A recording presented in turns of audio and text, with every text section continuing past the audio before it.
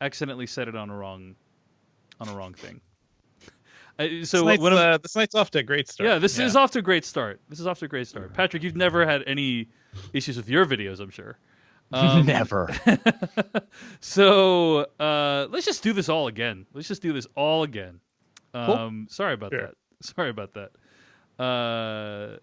We are not basically in the Endgame now. Basically, when you broadcast using OBS, which is the broadcaster I use, you can select like a list of services. And I was supposed to choose YouTube, and instead I chose Smashcast. So that's why people on Smashcast are loving this right now, though. Agreed. All right, here we go. Let's start over again. In 3.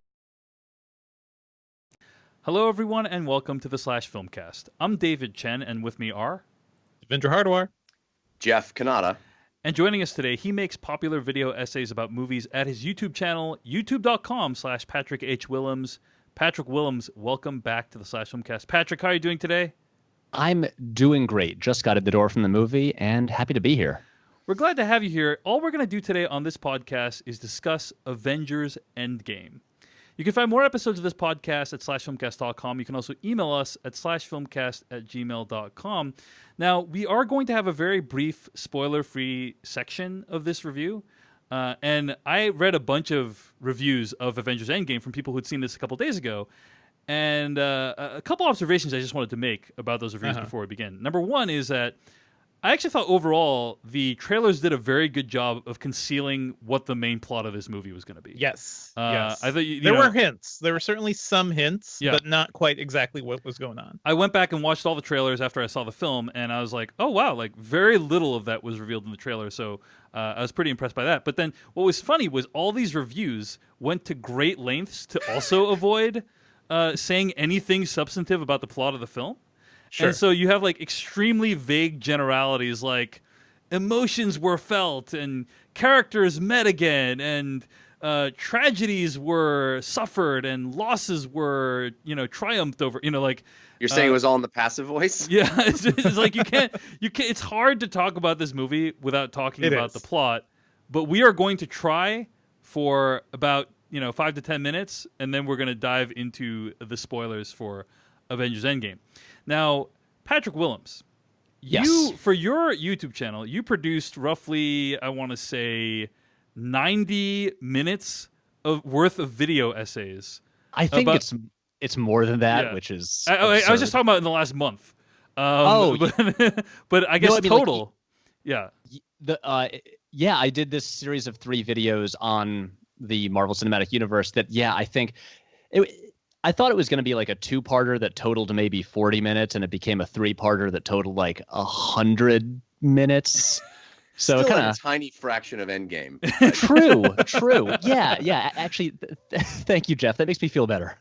So you have spent, I would say you've probably spent more time studying the MCU than any of us, right? At this point, because presumably to make these videos, you had to like rewatch all the movies and edit, like splice in content from the movies and all this stuff. So like for 100 minutes of content, you probably spent at least quadruple or quintuple that amount of time making those videos, right? So yeah, it was about a solid month of my life, and I have stared at just the footage from those movies. So like I don't need to ever watch them again. Let's put it that way. So this is a great thing to do with something you love, by the way. Just do it so much that you learn to hate it forever. You watched them to completion. Yes, exactly. So I would first of all highly recommend anyone watch this series of video essays. I thought it was great.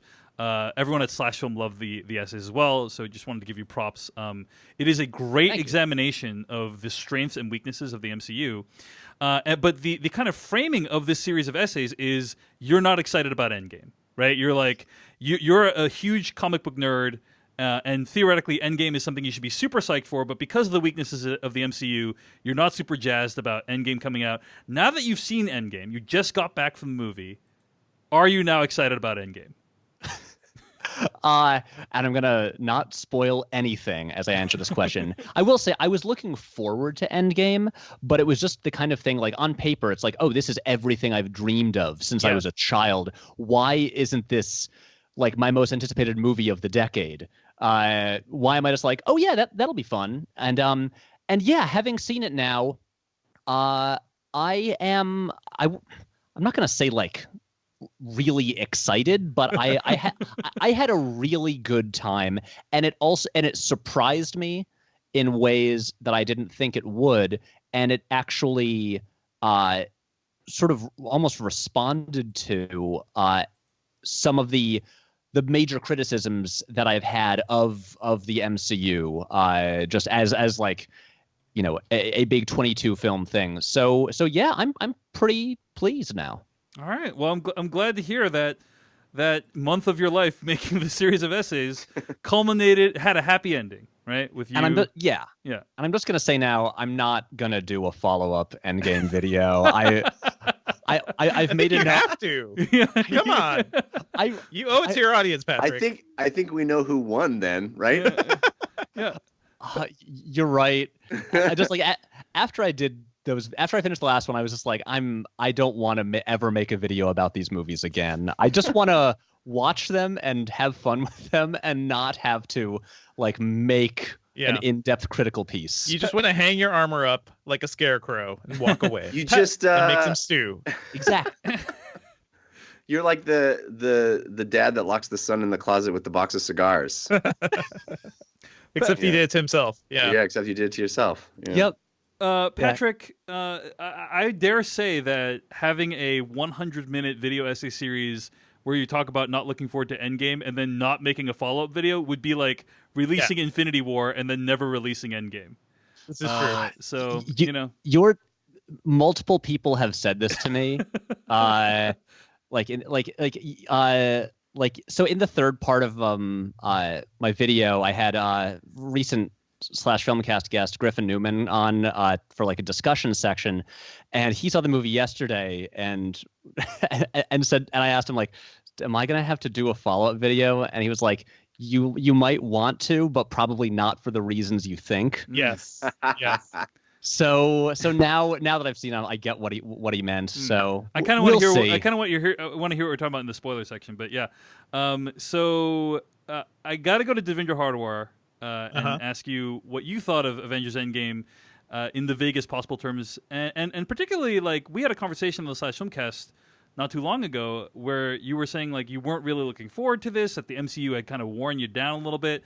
And so I was really curious if this movie was going to pick you back up. What do you think? Yeah. So I was really in Patrick's camp. Like I was not really looking forward to this movie, mainly because I've really soured on Infinity War. I've talked about that in our review and in our top 10, episode from last year. It was a film that, did a lot. It didn't leave a huge impact on me. And the whole snapshot bit, to steal Glenn Weldon's term, I believe he coined that. But none of that really affected me at all. So I really didn't have much hope for this movie going in.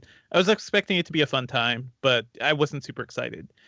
And have to say, I love this movie. This movie does everything that Infinity War didn't for me. And I kind of understand that now because that was all table setting and everything. Right. But this is a movie that is almost entirely, at least 2/3 of it, is like, it is just quiet moments. It is just contemplation. It's these characters coming to terms with losing the biggest battle of their lives, with losing the people they love, and half the life on the universe and everything. And it really explores that concept of defeat. It honestly feels a lot like The Leftovers. This is the Marvel Leftovers, and I don't think the slow pace of the first hour is probably not going to be everybody's tea, especially for people coming off of Infinity War, which had like a major battle every 5 minutes, and we just kept moving in that thing. This movie takes its time, and I really appreciated that. And it gives every character its due. It surprised me along the way. It was emotionally impactful because it took its time. I think that's it. Like I came away from this feeling like this is the best ending we could get for the past 10 years we spent with these characters. There's just so much going on. Like there's a lot of stuff in here. I think a lot of callbacks for fans, but also I think even a casual viewer of the MCU, as long as you've seen Infinity War, I think you could get something out of this movie. There's so much going on, and certainly really strong performances from like the core group, especially Robert Downey Jr. I'm gonna be talking a lot about that. I just have to say, yeah, it surprised me. I did not expect this movie to kind of wallop me, and it did. It got me completely. Jeff Kanata, every single time we review one of these MCU movies, you always deliver a rousing monologue about your love of the MCU. I'm totally open to hearing that this time again, but curious to hear your thoughts on Avengers Endgame. Well, Dave, I guess you could say my thoughts about Avengers Endgame are best summed up in the form of a limerick. Wow, this limerick thing is really odd. Maybe we should explain this to Patrick Willems, who might not understand what the F you're doing, Jeff. No. I don't know. It's if okay. Patrick's- Guys, I'm aware of the limerick thing. I have heard it before. Don't worry. Yeah, You don't need to catch me up. I know what's going He on. got your emails, Dave, your threatening emails. He understands the iron fist with which you rule this podcast. He gets it. All right. So what's the limerick, Jeff? Full of emotional themes, it wraps the decade-long tale of a team. I wept and trembled when these Avengers assembled because they pulled off my impossible dream. Oh, Nice. that's nice, Jeff. Nice. Yeah, Thank you. It's heartfelt. That's heartfelt. That was beautiful. Yeah, Okay, so buckle in, everybody. I'm buckled. Here we go. I apologize to everyone that's tired of these already. I know I get it all the time. I get responsive people who are like, "Just Jeff, stop." I'm not And tired. I know I'm not tired of it, Jeff. I'm not tired. I sometimes make them about me, and I'm sorry. I bring myself to the theater. It's the only person I'm there with, really. And these characters mean a lot to me. I know Patrick knows what I'm talking about. These characters were there for me when I didn't have friends. It's a weird thing to say, but like that's comic books really meant something to me as a kid, right? And I just never thought this could be possible. The things we've already seen, you know, I've talked at length. The first Avengers movie, it was an impossible thing. And the fact that this all started organically and started from one film, from a sort of a director you wouldn't pick for a big tentpole and a lead star you wouldn't at that time have picked for a big tentpole. Yeah, and like a C-list like Marvel character. Yes. Yeah. Well, wasn't that C-list, but yeah, not B, solid B. Solid B. And the fact that it just started building organically, and I know I'm on Twitter. I called Endgame the conclusion of the greatest achievement in cinematic history, and I got a lot of pushback on that. It's hyperbolic, but I think I can defend that because this is wildly improbable. The fact that you would have a company like Disney that wants to make money and needs to make money every film, and that's their primary goal. And yet you have somehow, against all odds, you have this first film that makes money, and then you have a team in place that shepherds and protects this universe, this story, this little thing that they're building, and they somehow manage to make a lot of really good movies. You know, that we can argue about how many were subpar, and I'm sure I would concede even myself that of the 22, not all were home runs. But the batting average is very impressive. And each of those movies did something with the characters in those movies, and maybe they got a little repetitive. Maybe people grew tired of them. I didn't. I enjoyed each of them, and they had something to do. They had a thing to do. They had to tell a story of that character and give an adventure to that character, and in the background, weave this tapestry and set the table for this bigger story to come together. And the fact that over 22 films over 10 years, they lead to something this big, this full of talent. The talent, just the pure talent that they've assembled alone is staggering. And there are multiple moments in Endgame where the movie just shows off the people that are in the MCU, the actors. They're just like, look who we've got. And it's wildly improbable. It's nearing impossible that they pulled this thing off. So on just that level, it's awe-inspiring. But then, as Devindra pointed out, the fact that this movie is willing to go where it goes, is willing to take the time it takes to put these characters through this thing, and understands that we have invested our time and our emotional stakes in these characters over years and years and over multiple films. And it is as confident as it is about taking that time and leaving them out of their costumes and not punching anything for so long. And for all the cynics that railed about the end of Infinity War and said, oh, it's so cheap. It's such a cheap gimmick. It's not going to feel important. It's not going to feel real because we know these movies are coming and it's just going to be reversed immediately. That was me, by the way, Jeff. That was you. Yes.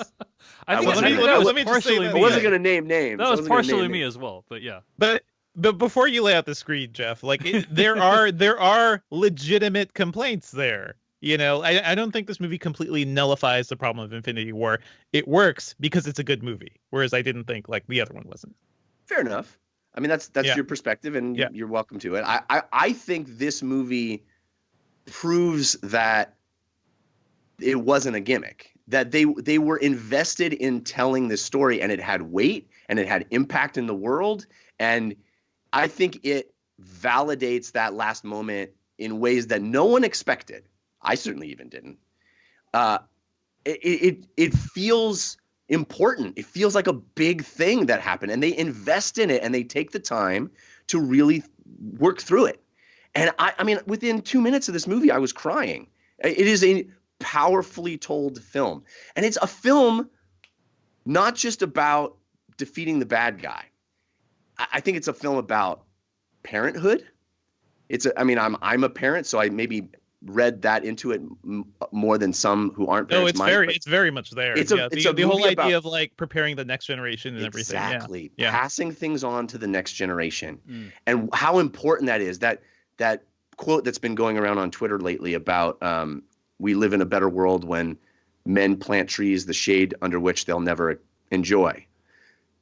That's what this movie is. That's the theme of this movie. That's the message of this movie. The fact that this big, what will likely be the biggest grossing film of all time. Certainly of the summer, right? Yeah, I mean, we already know that it beat pre-sales for Force Awakens. We already know. Yeah, I think we were talking about the Force Awakens thing and what that movie gained worldwide, like over 900 million. This movie could crack $1 billion after seeing it. Jesus. Certainly. But it's not just popcorn fare, man. It's got something to say. It's got something it wants to put the audience through. It's got emotional stakes for its characters. It's got and it has the boldness to actually, do things with these characters and take them places and, create what Feige has talked about as this, chapter ending of the Infinity Saga. It's an extraordinary thing, and I think the achievement of building that world and bringing it to this place. If they never made another Marvel movie, I would be completely satisfied. It is this volume of things that led to this moment and assembled this level of talent and brought it to bear to tell this tale. What it did to me emotionally, the places it brought me, the things it made me think about, the ways it made me cheer and mourn, and all the things that this movie did. I am so grateful I lived during a time when I could watch these movies as they were released, right? I moved along through this story in real time. And I am in awe of how they managed, like you said, Devindra, to give interesting moments to everybody, make everyone feel essential, have rousing things and quiet things and fitting ends to chapters. It's a beautiful movie, and I'm so in love with it. I can't believe the experience I had crying all the way through it, in tears of joy and sadness and all the things in between. I don't know. Yeah. Question in the chat room about can we get a tears count from each host? Patrick, you just saw the film. Like when I saw the movie in a theater full of film critics, there was like a lot of sniffles in the theater. Yeah, and I'm curious, like, what was the reaction of your audience? Because none of us have seen it with an actual opening night audience yet.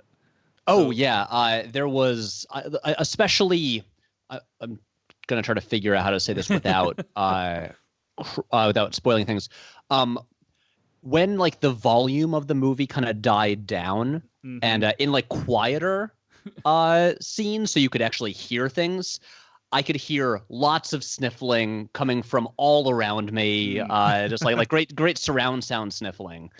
And Patrick, did you sniffle? Did this move you at all? Or did this move your blackened husk of a heart after like watching so many MCU movies over and over again? I did not cry, but I also cry very rarely at movies. I think I can count the number of movies I've cried at on one hand. And it's a hand that is closing into a fist to punch all you wussies. No, I'm just exactly. Yeah. Like, I actually think it's a robot hand because you're a robot, Patrick. Yes. If you didn't cry during this movie. Look, I'm like Nebula. You know, I'm a lot of robot, but I still got a human heart. So yeah, I was moved, but not to the level like there was no like tearing up, no sniffling. I did not reach that level, but I entirely get like why most people would. And I also, want to point out that I spend a lot of time talking about it, and a lot of people have about that side of it. But it's also very funny. The wild shifts in tone that this movie pulls off are audacious and kind of crazy. It swings from being Leftovers to being a Will Ferrell movie. It is wild swing and everything in between. It's doing sort of slick, goofy action movie. It's doing broad comedy. It's doing deep drama. And in a 3-hour time period, it is all over the place in tone. And somehow, for me, it never felt incongruous. Yeah, I think most of it worked for me. I think there are some times in these Marvel films where like a serious moment is then immediately undercut in some ways by like a funny moment. And it feels like sometimes the movie doesn't trust itself. Like this happens in many of the Marvel films where like someone's having a serious moment and then, like here's a slapstick moment to like, chop things up a little bit. But overall, I thought the tone worked. It felt a lot more to me like the original The Avengers movie than Infinity War did. And I love that original Joss Whedon Avengers movie. So. Yeah. Anyway, let's get to spoilers. I'll just say like very quickly though that I agree with what you guys are saying. I really love the movie. I don't know that, Patrick, that it really made up for all of the shortcomings in the MCU that you described in your video series, but it did make up for some of them, and I think that's actually to its credit. I thought this movie was super inventive and funny and thrilling, and there were so many moments in this movie where I just felt like I was just in awe of what I was seeing, because I can't believe they had the audacity to like do that. John Hammond in Jurassic Park, it's like they spared no expense, right? And there's like characters who appear, and I'm like, oh my gosh, I can't believe that character is there.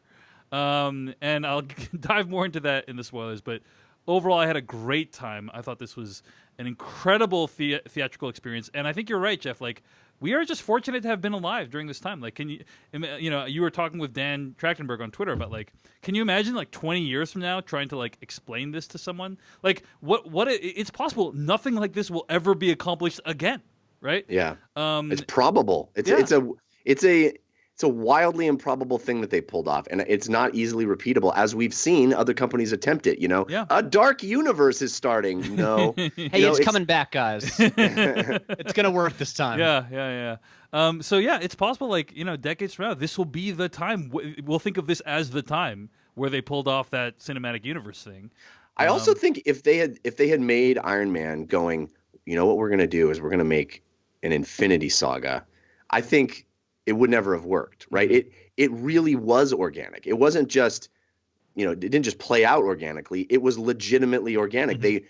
They were the beneficiaries of their own success and smart enough to not overextend and be patient and play it out over a long period of time. Yes, there were some missteps here and there, but overall it's an unbelievably deft thing that they did. It's extraordinary. Well, I think the whole idea of them building on success is really the key, right? If Iron Man didn't work out, none of this would have ever happened. Right. But also, I think it was smart how they certainly planted the seeds of something up ahead, right? Just Samuel L. Jackson showing up at the end of Iron Man, I think was enough. It was the kernel of an idea, and also the ending of Iron Man certainly made us want to see a world where people actually know who the superhero is. What is that like? Because we hadn't really ever seen that before. But Jeff, you were talking about like how this is against economic odds too. This is like a glorious decision by Disney. I think it makes complete sense. I think they just doubled down on everything in smart ways, and certainly there were many great creative decisions. And I think there were certainly instances too, like My Kingdom for Edgar Wright's Ant-Man. I would love to see that at some point, and whatever went down there. Like there were certainly certain corporate sides of things where I'm not sure the best decisions were made.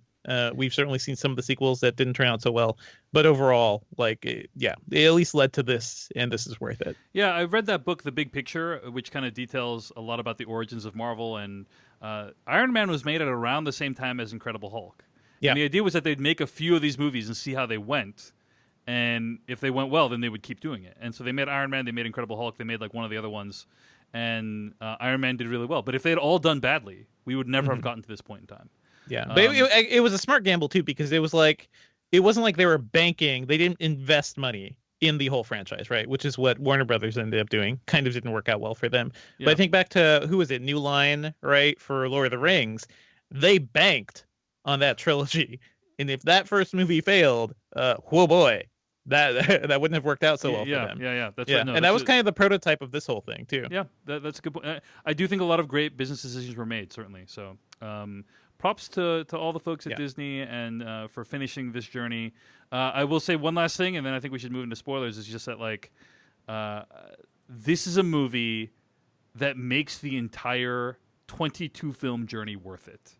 It rewards you. It rewards you for being watching along that ride. Yeah, for literally, I don't know that there's a single film in the MCU that is not referenced in this movie. Right? Like I can't think of a single movie where like if you skipped it completely, you would be okay. Like, or rather that there's nothing in it in this movie that references it. So like, other than the Edward Norton Hulk, which again is like an impossible thing. It's an impossible like just sitting down to craft that seems to me so daunting, and yet none of it feels forced. None of it feels shoehorned in. It's. I don't know. Listen, I don't think the movie's perfect. I don't want to come across that way. I don't think this is a perfect movie. There are things that we'll get into in spoilers where I'm like, I don't know about that. But overall, the experience of watching it is so powerful and so stirring that I'm just in awe of it. And it stands as one of the great cinema experiences of my life. It's amazing. And one PSA before we get to spoilers, by the way, I saw this on a big-ass IMAX screen. If you have not gotten your tickets yet, if you're still deciding how you're going to see this movie, I would highly recommend any IMAX screen, even the IMAX ones, because the entire movie was shot in IMAX digital. It's presented in the big, extra tall format. So I think for around Infinity War, they sent out some ads saying you would be seeing like 26% more of the movie or something.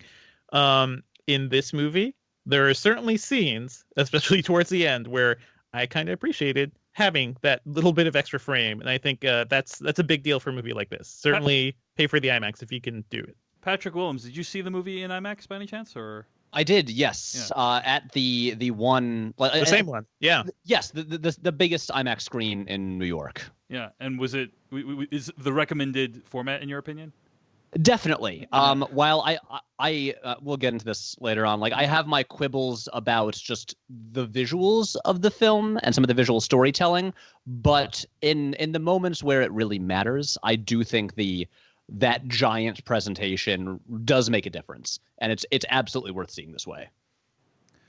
All right. Well, before we get into spoilers, we got to thank people who donated to the podcast this week.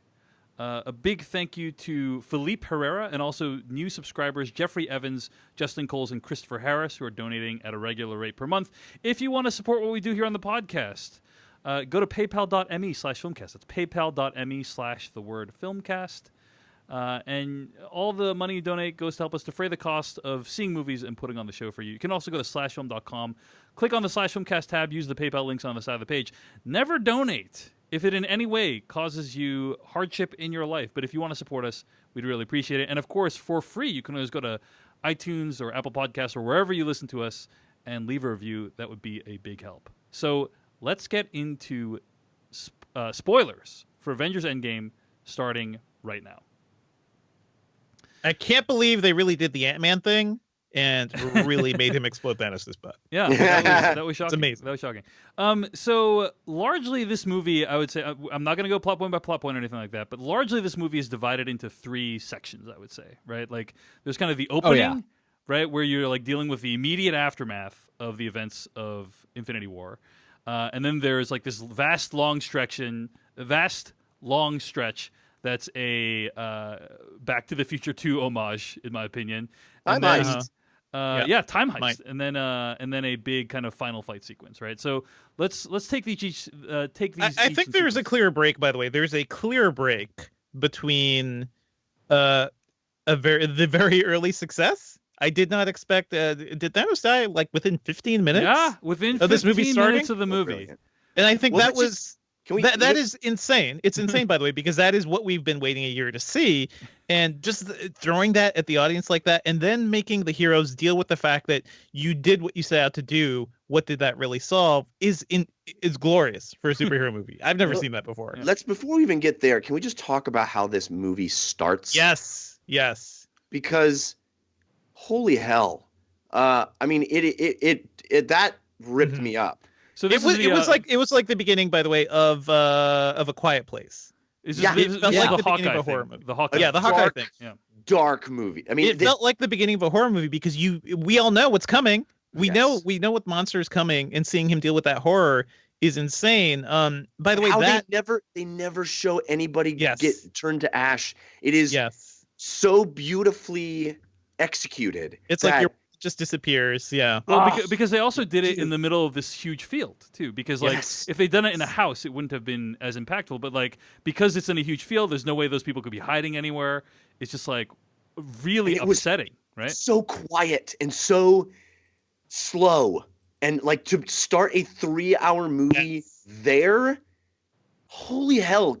Like you just know that this is a confident movie that has something that it wants to do to you. That's when the movie got me, by the way. Like that's when I was sitting, I was like dreading this 3-hour movie. I didn't pee. I didn't drink. Hello, Devindra? Can you guys hear me? Yeah. Oh, sorry. I can hear you. So, lost you guys. Let me hear you. Yeah. Go ahead. It was a 3-hour movie. Sorry. Yeah. This is a 3-hour. You didn't drink anything. Yeah. I didn't drink anything for 2 hours before I saw this movie. Right. I was dreading entering this 3-hour stretch. I wanted to make sure I was, I was good to go. And I'd rather be thirsty than be, eager to go to the bathroom and everything. And then this first scene pops up, and that hit me harder than honestly anything in Infinity War. Like I didn't need, and that just reminded me, like, oh man, we saw so many people we love just kind of disappear in Infinity War, and it didn't. I think because of the cacophony of that movie, because that movie was so much. That all came at the end after a huge CG battle against these monsters that we didn't really care about. We kind of got the stakes, but it just didn't. There was no emotion there, really, maybe aside from Peter Parker. And that was kind of the main one. But the fact that this movie opened like that brought me right back in. Well, it justifies everything Joss Whedon fought for in Avengers of Age of Ultron, where he said he had to like fight for the scene of Hawkeye with his family, right? Like he said like they almost cut that because it's adding runtime onto a very long movie, but it completely paid off in Avengers Endgame. Patrick Willem, your thoughts on this kind of opening? What do you think of it? It's funny. I mean, like we've all referenced it so many times, but this opening scene is just straight out of The Leftovers. Yeah. It is basically like the pilot episode of that show. Yeah. And I think David, you mentioned the Age of Ultron reference point, and that weirdly ended up being maybe the most important movie in the to Endgame in terms of setting up like thematic stuff and character arcs. And a thing that I devoted a section to this in one of my videos was there's this shift that happened when like Whedon's involvement in the movies kind of ended, and the Russos kind of became the main, the main visionaries of the MCU, in that we kind of stopped seeing the perspective of ordinary people, even like in the big battle scenes, there were never any civilians around.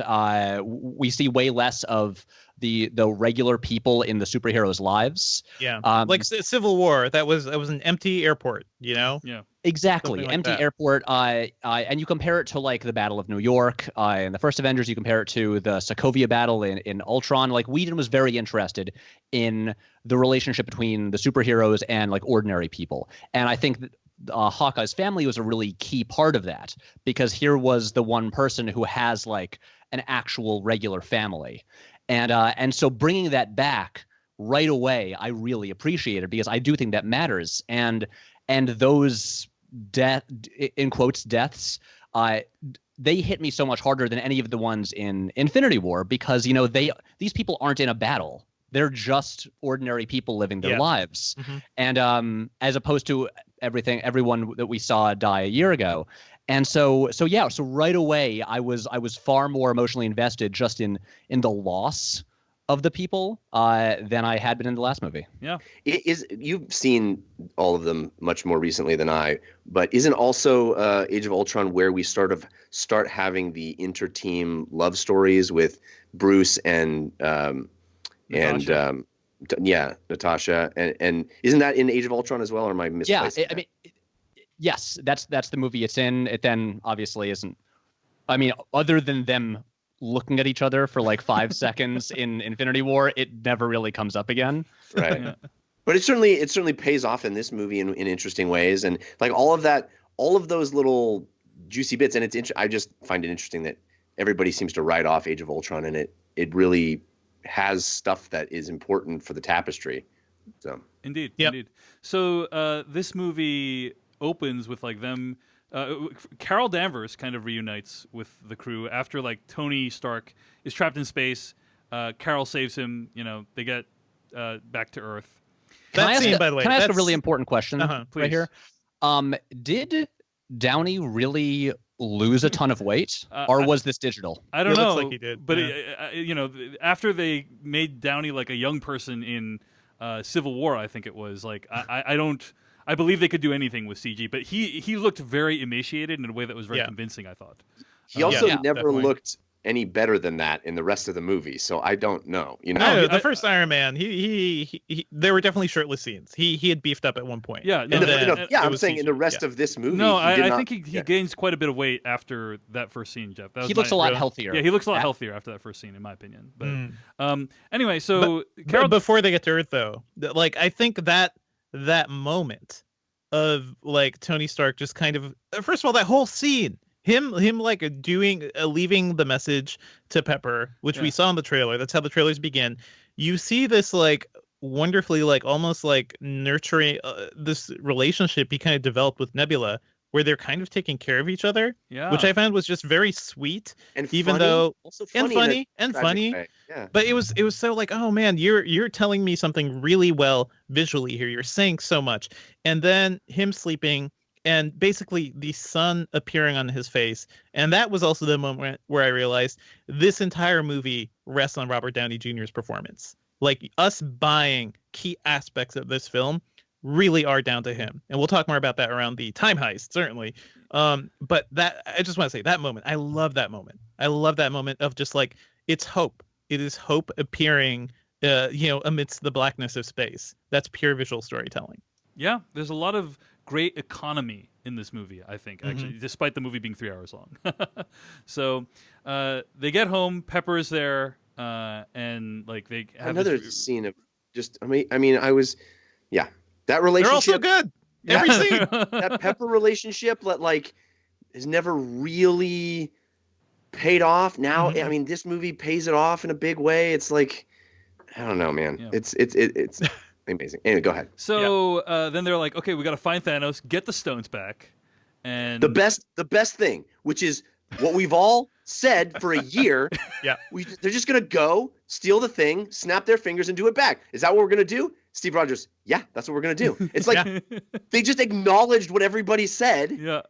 And it's so brilliant. It's like, yeah, we're going to do that in the first 5 minutes of or 15 minutes of a 3-hour movie. So now what, everybody? Yeah. So they go, and so Carol Danvers reunites. And this is a big question that Jeff Kanata had of like, once you have Captain Marvel, who's basically like Superman, right? In terms of how powerful they are and how like even more super than Superman. Yeah, honestly. Like, it's like way more powerful. Level. She's like so powerful, right?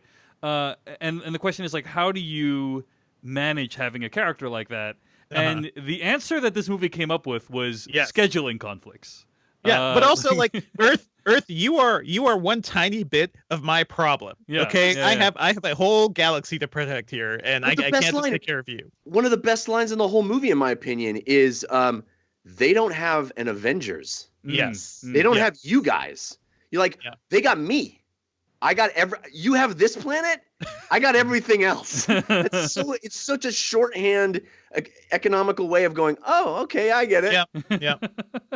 Yeah. Although later on, later on, when they're gonna like undo everything, you think maybe like her joining them for the mission might be useful.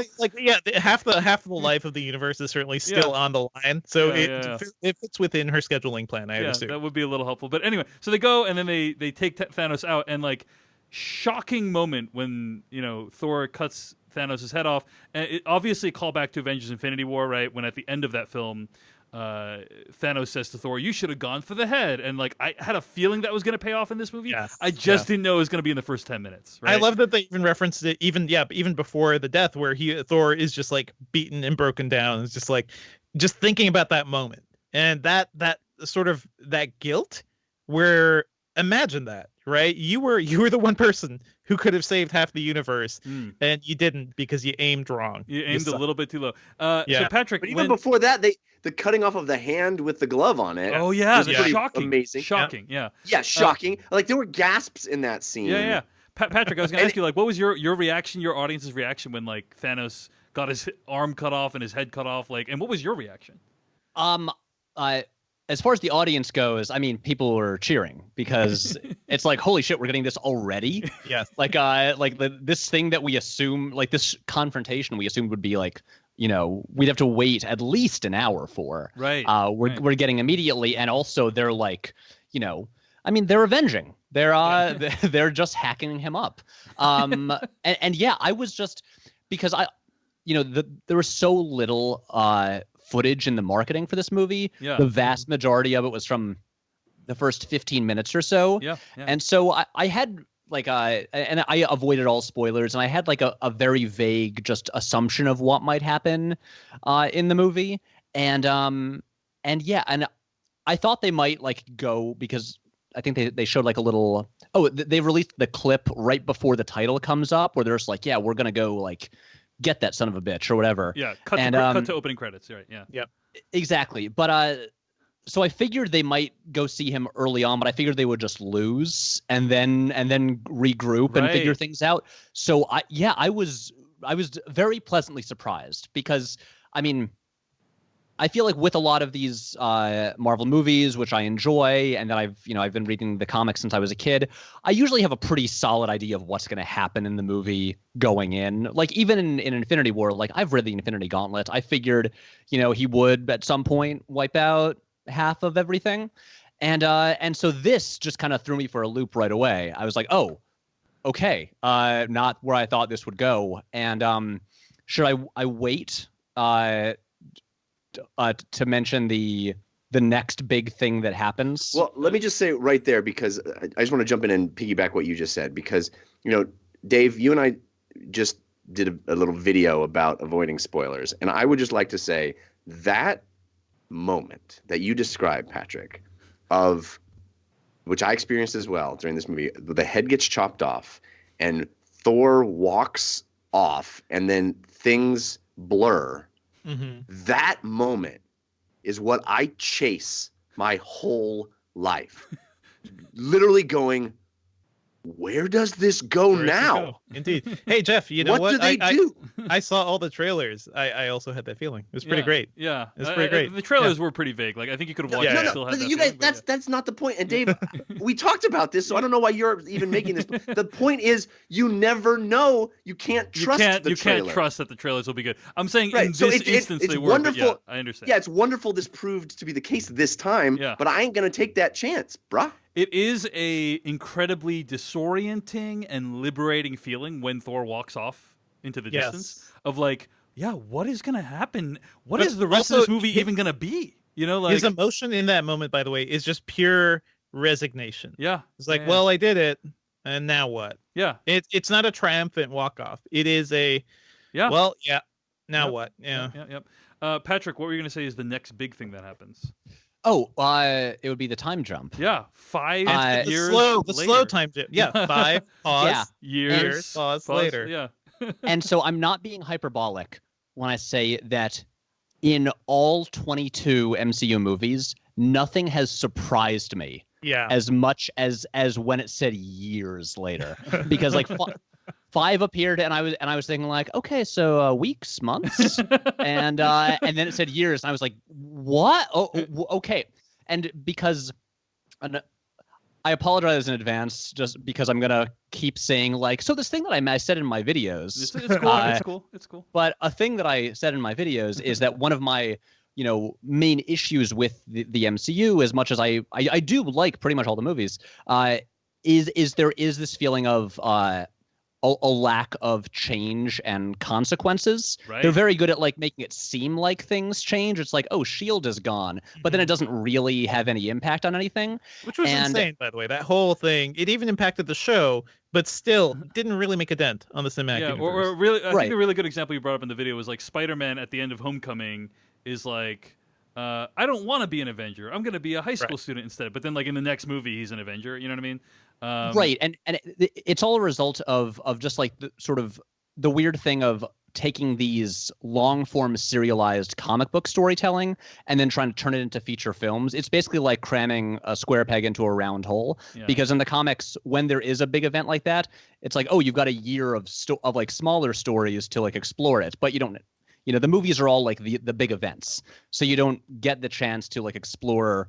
Like, oh, what does Spider-Man do now? After he turns down the Avengers. Anyway, Yeah, the reason sorry to also underscore that, I felt like in particular we missed a movie. Like there's this really cool Hulk movie that we didn't get to see, Right, where we yes. find out how Hulk reconciled his two halves. Like if we was a comic book series, there'd be like an independent Hulk limited series that would have talked about how he brought the Bruce Banner half and the Hulk half back together, and we would get an explanation of why Hulk wouldn't come out, and like we missed that movie. There's a movie there that we didn't get to see. Right. Yeah. I mean, it really through the whole MCU, there's lots of missing movies. Yeah. Like I want to see the missing movie about like what Cap and his friends did after Civil War. Yeah. But because like that was like 2 or 3 years. But anyway, the reason I mention all of this is that having this time jump and then suddenly just like digging into, oh, they're like the world has changed. Here how is it has affected everybody. Here's them just dealing with like actual loss and real consequences. And I thought it was such a nice move to when they do the time jump to not begin with the superheroes, but to begin with this guy played by, I think it's Joe Russo. It's what Joe or Anthony, in the support group that's led by Steve Rogers. But it's just a normal guy, and it's just, and right away they're dealing with how average people have adapted and dealt with this huge thing, and also a small little but I think noteworthy point is this guy in the support group the first definitively queer character in the MCU? Because he says he mentions going on a date with a guy. Yeah. Mm-hmm. Interesting. And that's I also love that scene. Yeah, go ahead, Jeff. Go ahead. I was just gonna say I also love in that scene that Steve Rogers' superpower is just his relentless positivity. Like that's what he's been using his superpowers for in the last 5 years, is just giving people pep talks. Yeah. Indeed. I thought it's kind of interesting. You get these glimpses of the world post Snap. Some of them are really impressive, like the monument in San Francisco to the Vanished. I thought was like that feels like pretty realistic of like what would actually happen if something this major occurred. I do think that if you're listening and you want like a really sharp, profound portrait of grief. I do think like The Leftovers is a really good like show to explore.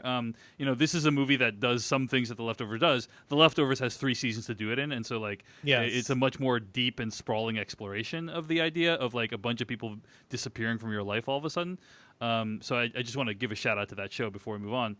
The Leftovers doesn't have costumes and punch fights to get to either. Exactly, so it's exactly. So. Maybe a little bit.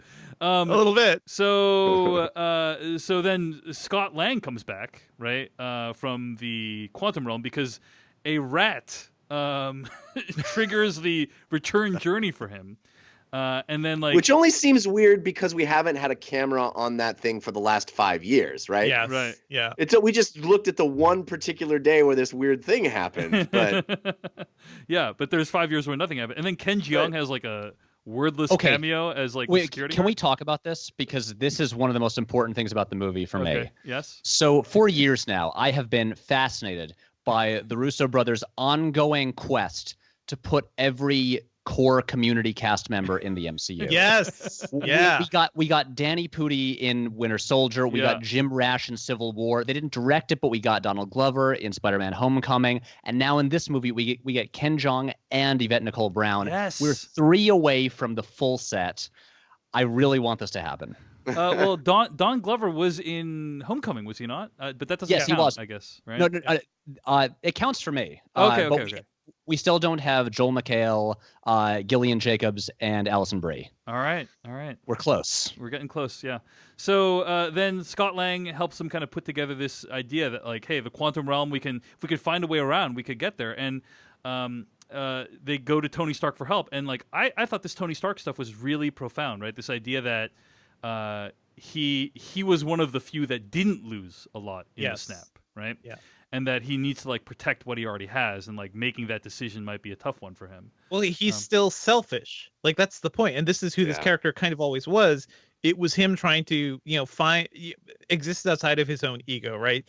And at the end, like when everyone loses everything, he actually gains something, and he kind of reverts back to himself, even though his new self is, a new dad, which is great to see. And I love the daughter relationship there. But at the end of the day, it is still him being selfish. And also, I think we didn't really talk about the scene after, before the time jump when Tony comes back, and he's there like hooked up to an IV, and everyone's like, "Let's go get Thanos," and he just kind of shuts them all down, and he's just like falling apart and has just given up entirely. Yeah. And so he doesn't think that they're gonna go win. He's accepted just their defeat. And so I think he's had a moon thrown at him. He's had Spider-Man die in his hands. He probably personally feels like he failed to kill Thanos too. So there's a lot going on there. And I think that's part of why he really doesn't want to give this up, because like his loss was at least like the way he was expressing it was so much more intense than everyone else, and now somehow he managed to get something good out of it. Mm-hmm. So I was impressed with all that. It ties back to the PTSD from Avengers 1 too, right? Like this is a guy who that movie also had him do something very heroic and unselfish, and he was rewarded by facing the emptiness of space and almost dying. And the movies didn't really deal with that. I think Iron Man 3 finally sort of did, but it is interesting. Like this is the second time he's kind of faced that, and now he's just completely broken. So they have kind of this discussion about it. You see some moments of domesticity, and that's one of the great things about this movie you guys have already talked about is you get these quieter moments. Him playing around with his daughter, him talking with Pepper a little bit, moments that Infinity War didn't have time for, basically, right? And I think it's to this film's strength that it really gives you that connective tissue that really delivers when we get to the end of this movie. There's going to be families saying "I love you 9000" for years. Yeah. Years. Indeed. I think it was 3,000 actually, if I'm not mistaken. But yeah, really good stuff here. And then No, my point was there's going to be families getting it wrong for years. So did you mentioned the Hulk stuff? Is there anything else we wanted to say about that? The Hulk stuff before? Yeah, go ahead. I wasn't going to mention the Hulk stuff, but I do think it's worth noting that so Scott Lang's daughter Cassie is now a teenager. Also, we see her, and I don't know if anyone's read the Young Avengers comic book, but Cassie Lang is a member of the team as a teenager, and so if they want to go down that road, they have set her up perfectly for that. Indeed. The Hulk thing, by the way, I think it does feel like we kind of lost a Hulk movie, in that time jump. But at the same time, like, what a wonderful, it's a character move, right? It is when they've had 5 years, they don't have to worry about Thanos, right? They're just like trying to piece together some aspect, trying to piece their worlds back together. He just went down a path of self-improvement and just like figured out how to reconcile with these two aspects of himself, because they're not fighting a giant monster, every year or something. Like this is him meditating and dealing with it. I found that really meaningful, actually, even though it looks, I'm not quite sold on the digital effects there, but it means a lot to me. I thought overall it was pretty cool, and I will just say, like, in general, the Hulk character for me has been kind of a cipher. Like, there's that moment at Avengers when he's like, "I'm always angry," and my reaction is, "Really? I didn't get that sense," and I felt like this is a really interesting turn for the character, and I like that they took like a big kind of chance with it. He's at peace. He's doing meditation every day. He's taking some CBD. He has clothes that fit now. It's very cool. Yeah. That selfie moment, by the way, is pure, like, I did not expect something like that, but those are the little moments I kind of love from the MCU as well. Like, great moments. And along those lines, right afterwards, they kind of all get together and kind of give each other a download of information about, hey, like, let's talk about what we know about the Infinity Stones. And that's when you realize, like, oh, right, these characters don't have the same knowledge of the MCU that we do as the audience. Yes. Yeah. Right. Yeah. And I thought it was really great that they acknowledged that, and they're kind of like sitting around BSing about like what each stone is doing and like where it's been at. And I was like, this would be like you could imagine a bunch of like writers for Slash Film or people in the Slash Filmcast or whatever like sitting around and kind of doing the same thing to write an article or something like that. I think it's the writers of this movie did that. And how do we make this happen? Right. Okay, where did we establish all of these things? What points in history did they all coincide? It feels like the writers ciphering themselves. And the whole time they're doing this, I'm like, holy shit, is this going to happen? Like, are they really going to do a time heist? You know what I mean? And my anticipation level is like going through the roof when they're doing this, and I'm like, how are they going to even pull this off? Like, did they like recreate all the old scenes from the other like, are they going to just digitally insert them into existing footage? But they spared no expense, man. They like got Robert Redford to come back. Dude, and do, like, they got everybody back. Yeah. Everybody. It is so crazy. I mean, it probably helps that you have an infinite budget, right, to make this movie happen. So yeah. If you're in an Infinity War, you need an infinity budget. But yeah, like I just want to know how much Natalie Portman got paid to wake up.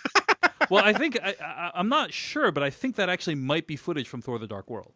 That they used for Natalie Portman. So maybe, but Rene Russo. Rene Russo has more dialogue in this movie than Black Panther, I think. I mean, I feel like we're jumping ahead because the Thor: The Dark World stuff, maybe is one of the most interesting things in the whole movie to me. Why go back there? Yeah. I mean, I have thoughts about that, but I feel like we're jumping ahead. Yeah. Okay. Wait.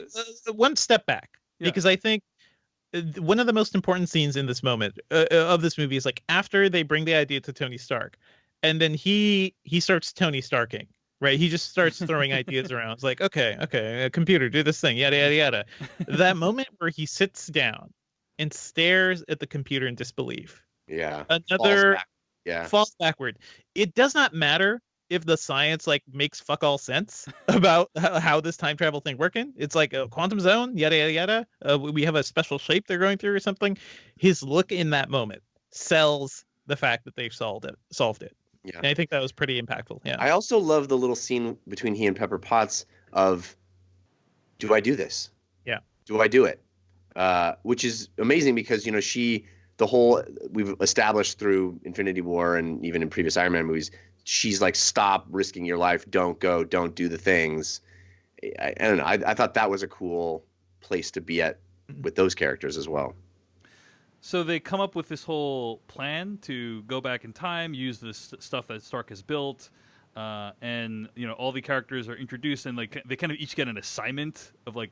Basically, by the way, they're scraping the plot mechanics together throughout the MCU, right? They're using the quantum realm stuff from Ant-Man, but also the Pym particles. Right. Like there's a lot going on here. Yeah. I so many references. It rewards Guys, your attention. Go ahead, Patrick. We haven't talked about Thor or Hawkeye. Yeah. Uh-huh. Yeah. Ninja Hawkeye. I think we should talk about both of those sections because they're fairly important. Yeah, fair enough. So the Thor stuff was a delight because every time you watch a Thor movie, you're always like, when are we going to see Chris Hemsworth shirtless? And in this one you did, and it subverted expectations, I think. Right? I love that Chris Hemsworth just said, hey, we have changed who this character is, and if you want me in these movies, that's what we're doing. And they went, okay, if we're doing it, we're going 100%. And they just went, when you're in the scenes, we're making a comedy. And I love it. I love it. Yeah. And I think you were right. You guys pointed out earlier that like when Thor cuts Thanos' head off, like that is, and he's walking away. That is out of resignation, right? It's not like he's triumphant there. And then we see the results of that 5 years later. Patrick, you wanted to bring this up. What did you like about the Thor stuff? I mean, first of all, as someone who enjoys world building and all that stuff, I just love the reveal that he set up New Asgard. In what looks like maybe could be Scotland.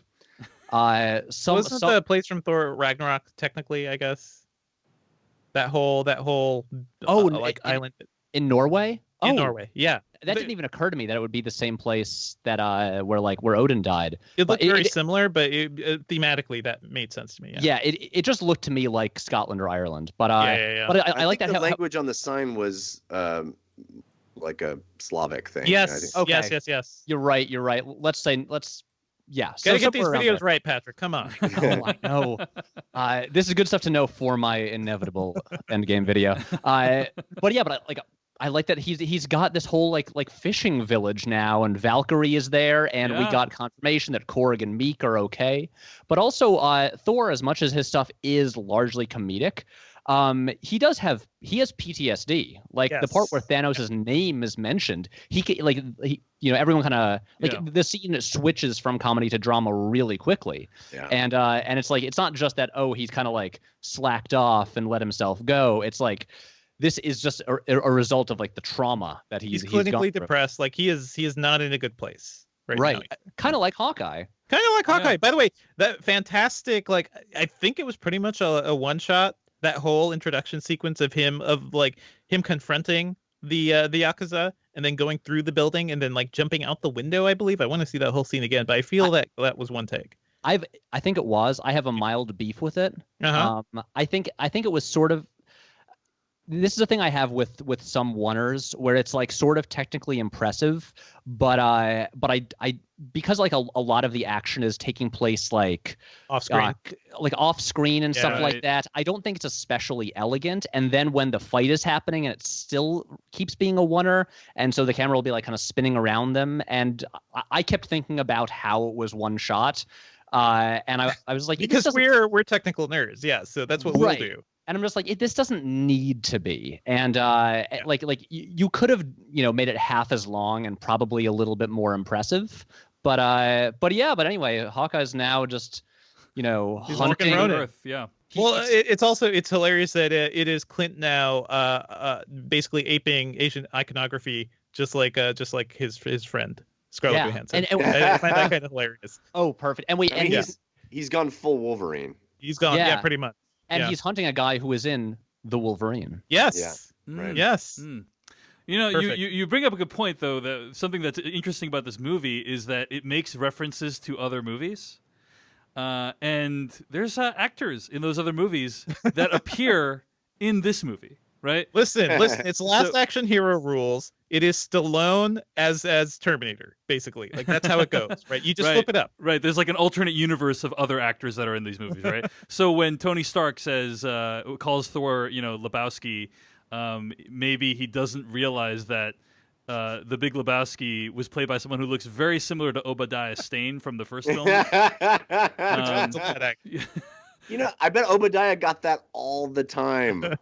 I believe Hot Tub Time Machine also has the Winter Soldier as the villain of that film, if I'm not mistaken, right? Yep. Yes. So anyway, but in this alternate universe, they're played by different people. I think is really what you have to accept. Just have an uncanny resemblance. You know, people that look really like famous people. Yeah, they pulled like an Ocean's 12 with Julia Roberts. Yeah, Ocean's 12. It's all Yes. Ocean's 12. Yeah. So I was a fan of Hawkeye basically going nuts and walking the earth and killing dudes. I'm not a fan of how the MCU continues to use Asian countries as places where sad white men go to find themselves. This is true. Again. Which is something that seems to be like a common theme. But whatever. It was so short. I kind of cringed a little during that scene though, but not for technical reasons, Patrick. Yeah. Yeah, I mean, my main thing was like.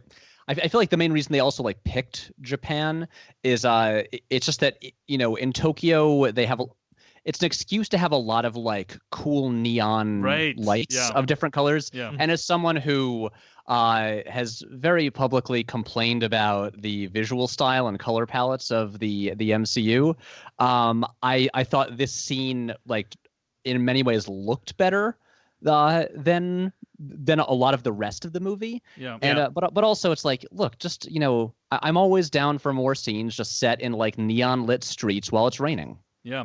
For those who don't know, Patrick Willlems, this was like your first big hit, right?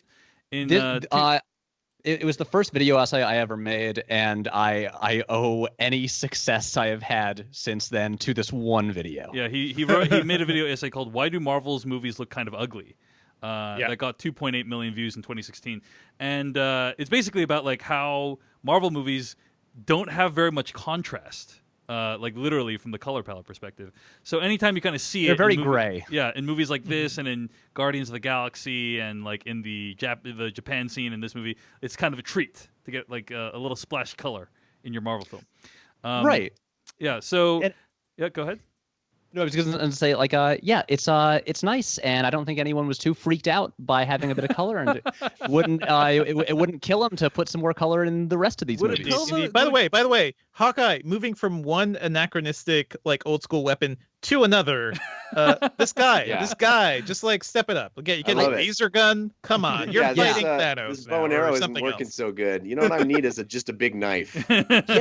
He does. When they go on their time heist, he has that cool setup where he has the sword next to the quiver on his back. Yeah, that was pretty cool. I mean, it looks cool. That's Hawkeye's superpower. I think is like everything about him looks cool, even though it doesn't make sense next to actual superpowered human beings. Exactly. Right. All right, so they get the whole gang together and decide to embark on this time quest.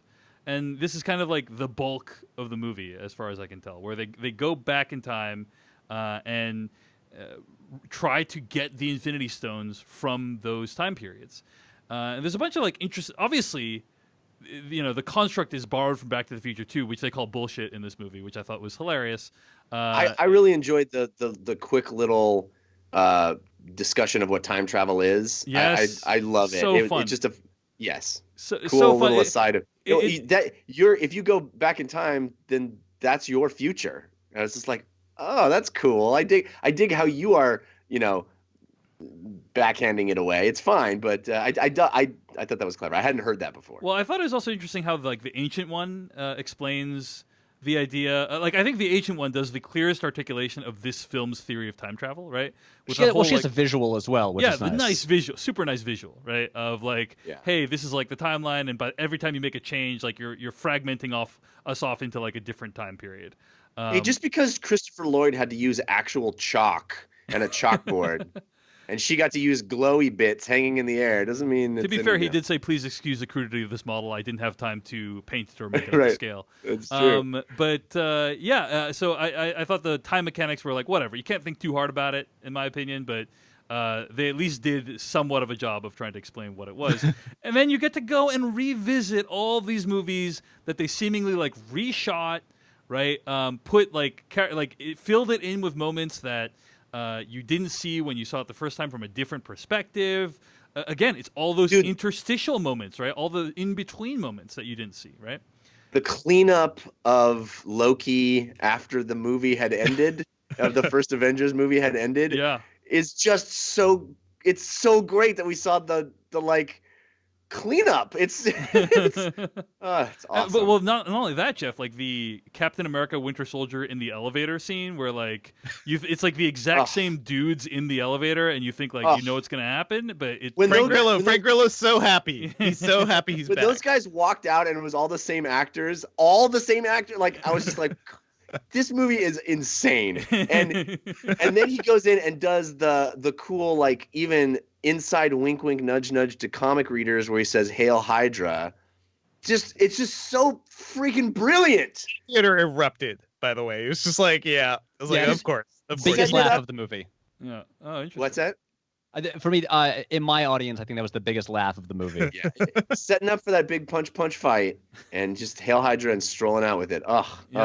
Very good. And then he ends up fighting himself, right?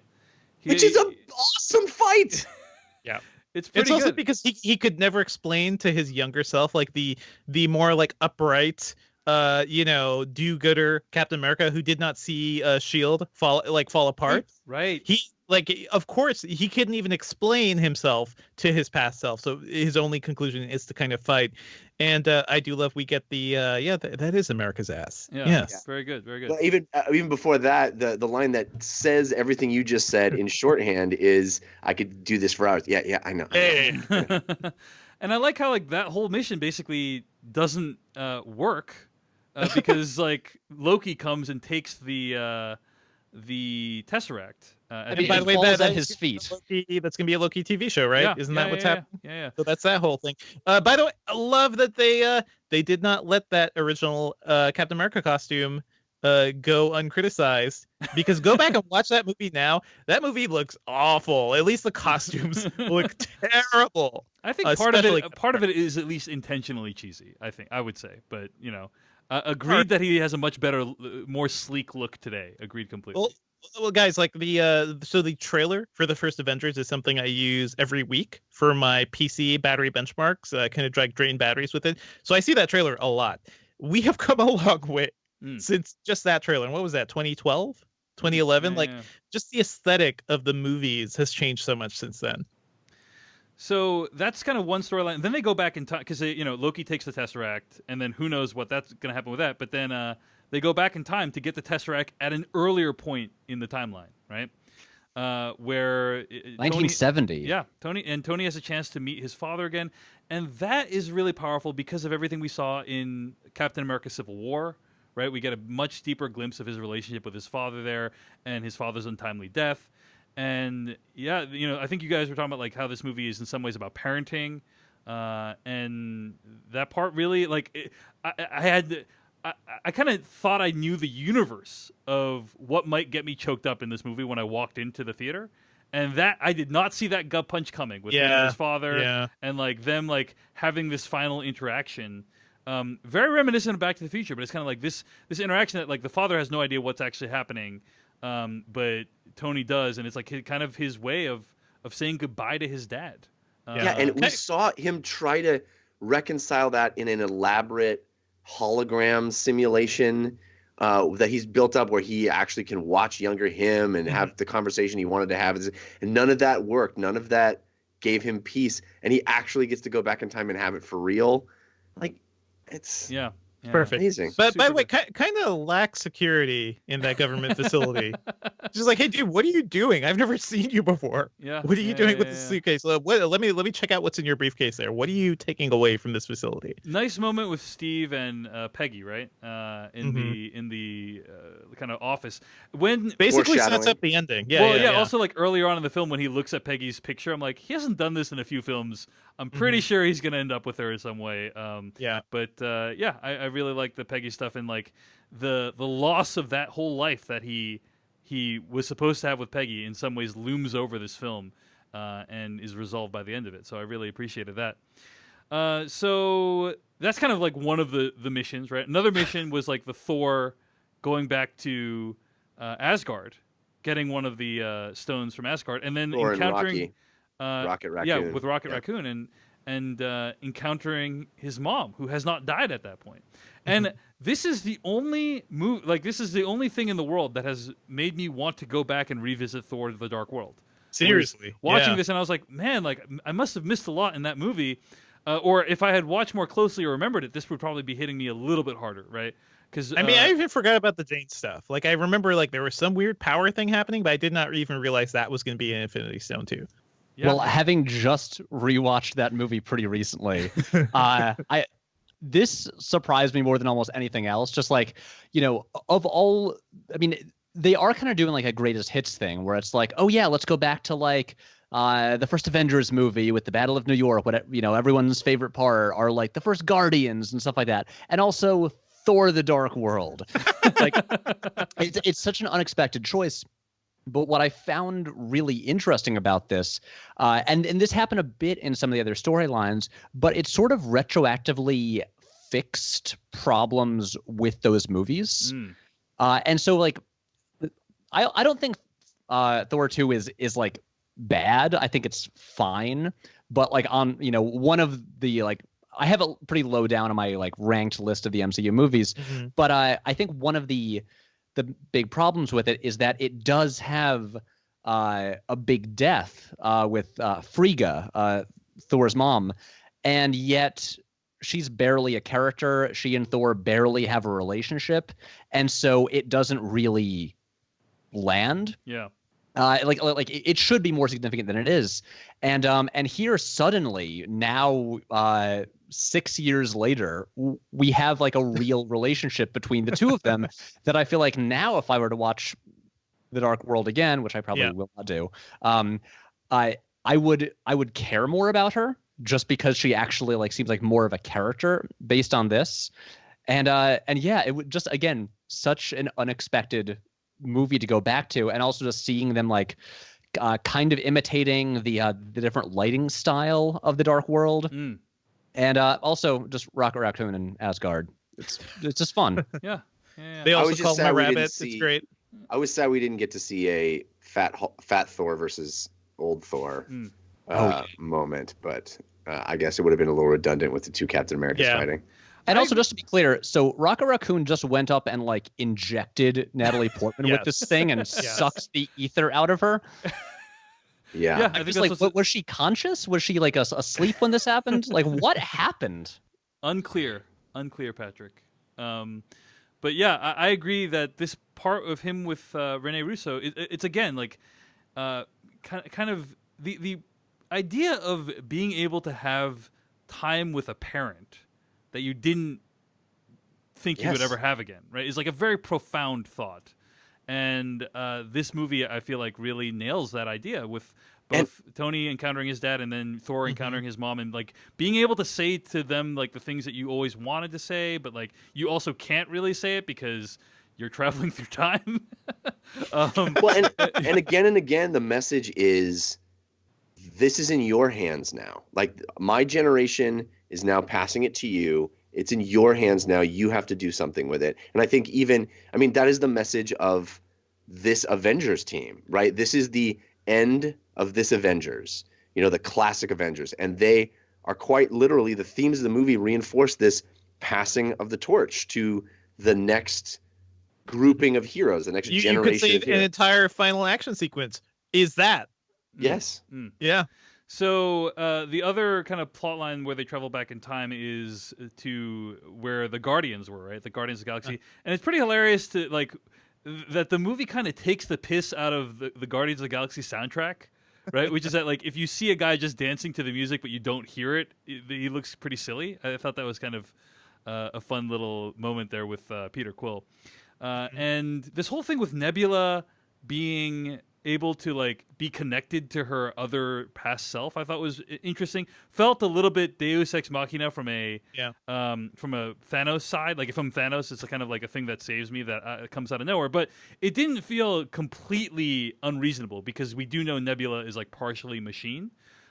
So I did think they've never really talked about her like neural interface or anything. So this was like a whole new level of it. But you know, if we can have Captain Marvel finding Tony Stark in the middle of space, I guess we can give Thanos his own Deus Ex Machina. Agreed. I agree with you, Devindra, on that. And but the thing that I think is so brilliant about this movie is the whole time I'm watching this, I'm like, how is Thanos going to come back into the picture? Right? Yes, because they've killed him off in the first 10, 15 minutes, and then it's like, oh, it's going to be a past version who not only is the past version of Thanos, but knows more information than he's future going to biff Thanos it up, does. But like backwards. Right, basically. like he knows more information, like he can acquire all the stones in one go. He has the almanac. He has the sports almanac.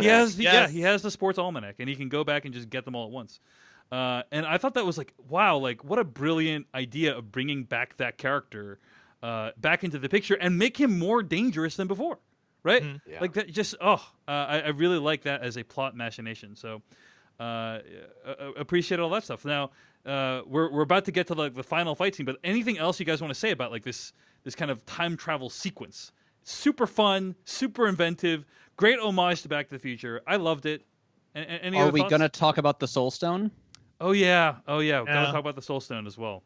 Because that's where one of the two major deaths in the movie happens. The deaths that matter. But pretty shocking. Pretty leading cool. up to that. The twist, the back and forth, the who's it going to be, the last second it's going to be oh no wait, there's even more of a last second. Oh wait, that last second has a last second. It felt like the end of Mission Impossible Fallout, like with the helicopter. But that entire fight, as silly as it can kind of seem too, it is entirely rooted in character. These two noble people basically fighting over who will sacrifice themselves. Like that's what the fight is about, is who's gonna die. And I found that definitely moving. I honestly I liked this scene to a point, but I found it like them like shooting exploding arrows and stuff like that. Getting like I felt like it got a little comical to a point where it shouldn't be, because Black Widow literally dies, and it I don't know. I felt like it was staged a little bit awkwardly, and you could accomplish the same thing, maybe just having them fight. Without the sort of the constant reversals and like the wacky gags of like zapping Hawkeye, and then he shoots an arrow and all this stuff happens. They didn't want to fight, right? They're not fighting each other. They're just racing to the finish line.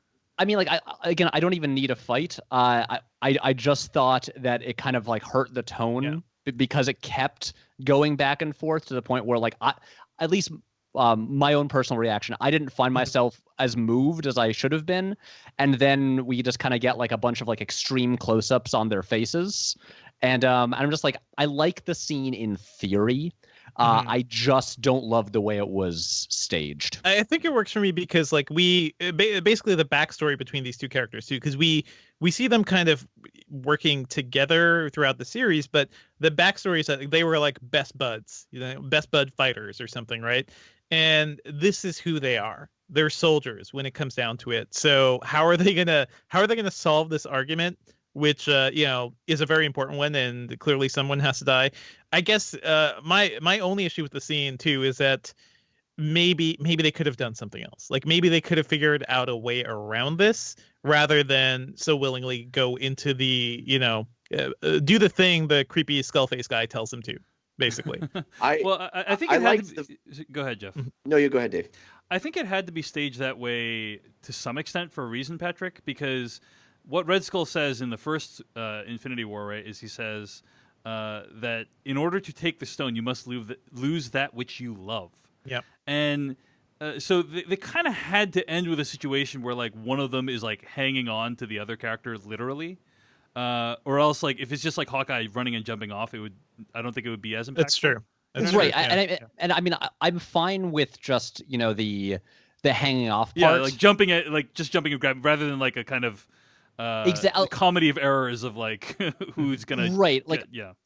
I think we could have cut out like 2 of those reversals and still got to the hanging off part, where it'll accomplish the same thing, but without like again, this is just my personal reaction, but without like jumbling the tone as much as it did. Yeah. Well, for me, what I liked about that constant back and forth surprise last second reversal was the meta thing that was going on in my head of going, who are they going to kill off here? Right. Yes. And, Right. Yes. and who do I want them to kill off here? You know, like, what am I rooting for in this situation? One of them has become a cold-blooded murderer, and the other one is literally keeping the Avengers whole thing together on her own.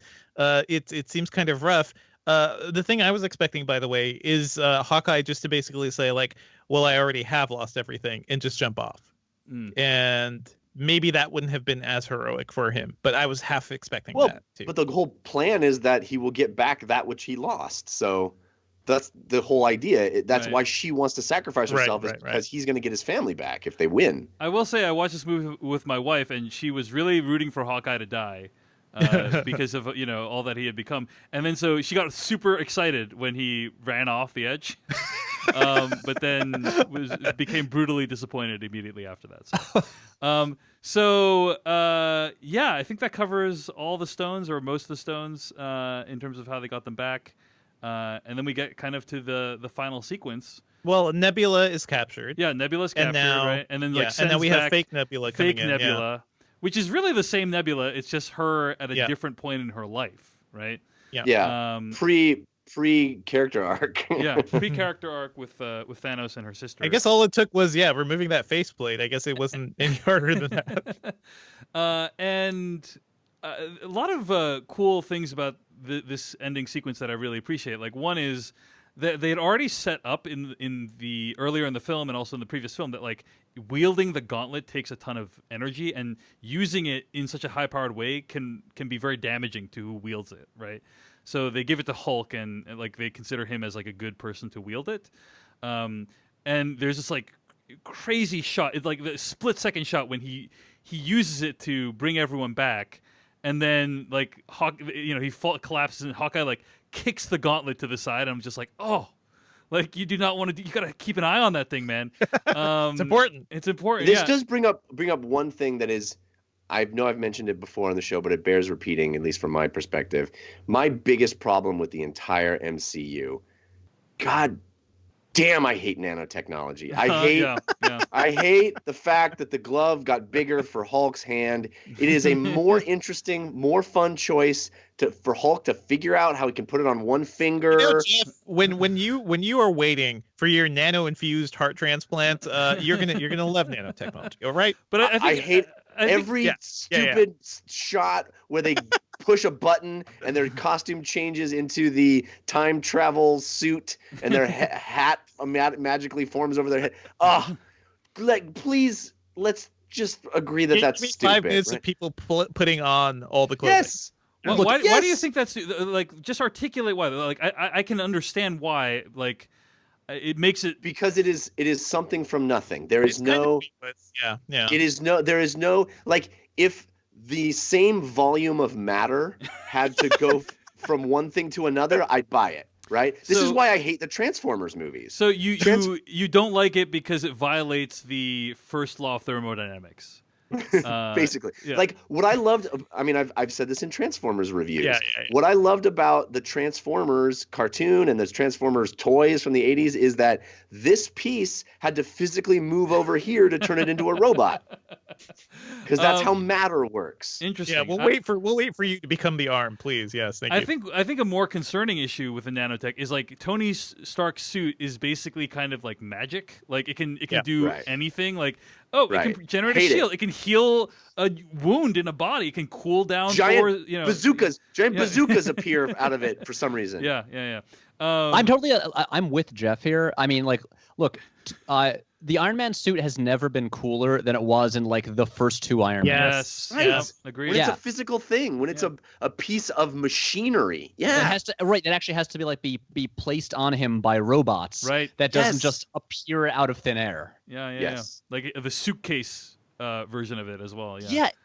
It's just more tangible. Yeah. The shot in whatever Iron Man is, might be 2 actually, where he's walking and the ramp puts it on him. That's the first Avengers, actually. Oh, it's the coolest, dude. That's what I want Iron Man to be, is a physical thing that needs to be. It's a suit of armor. It's not like magic paste that comes out of your butthole. You know, like.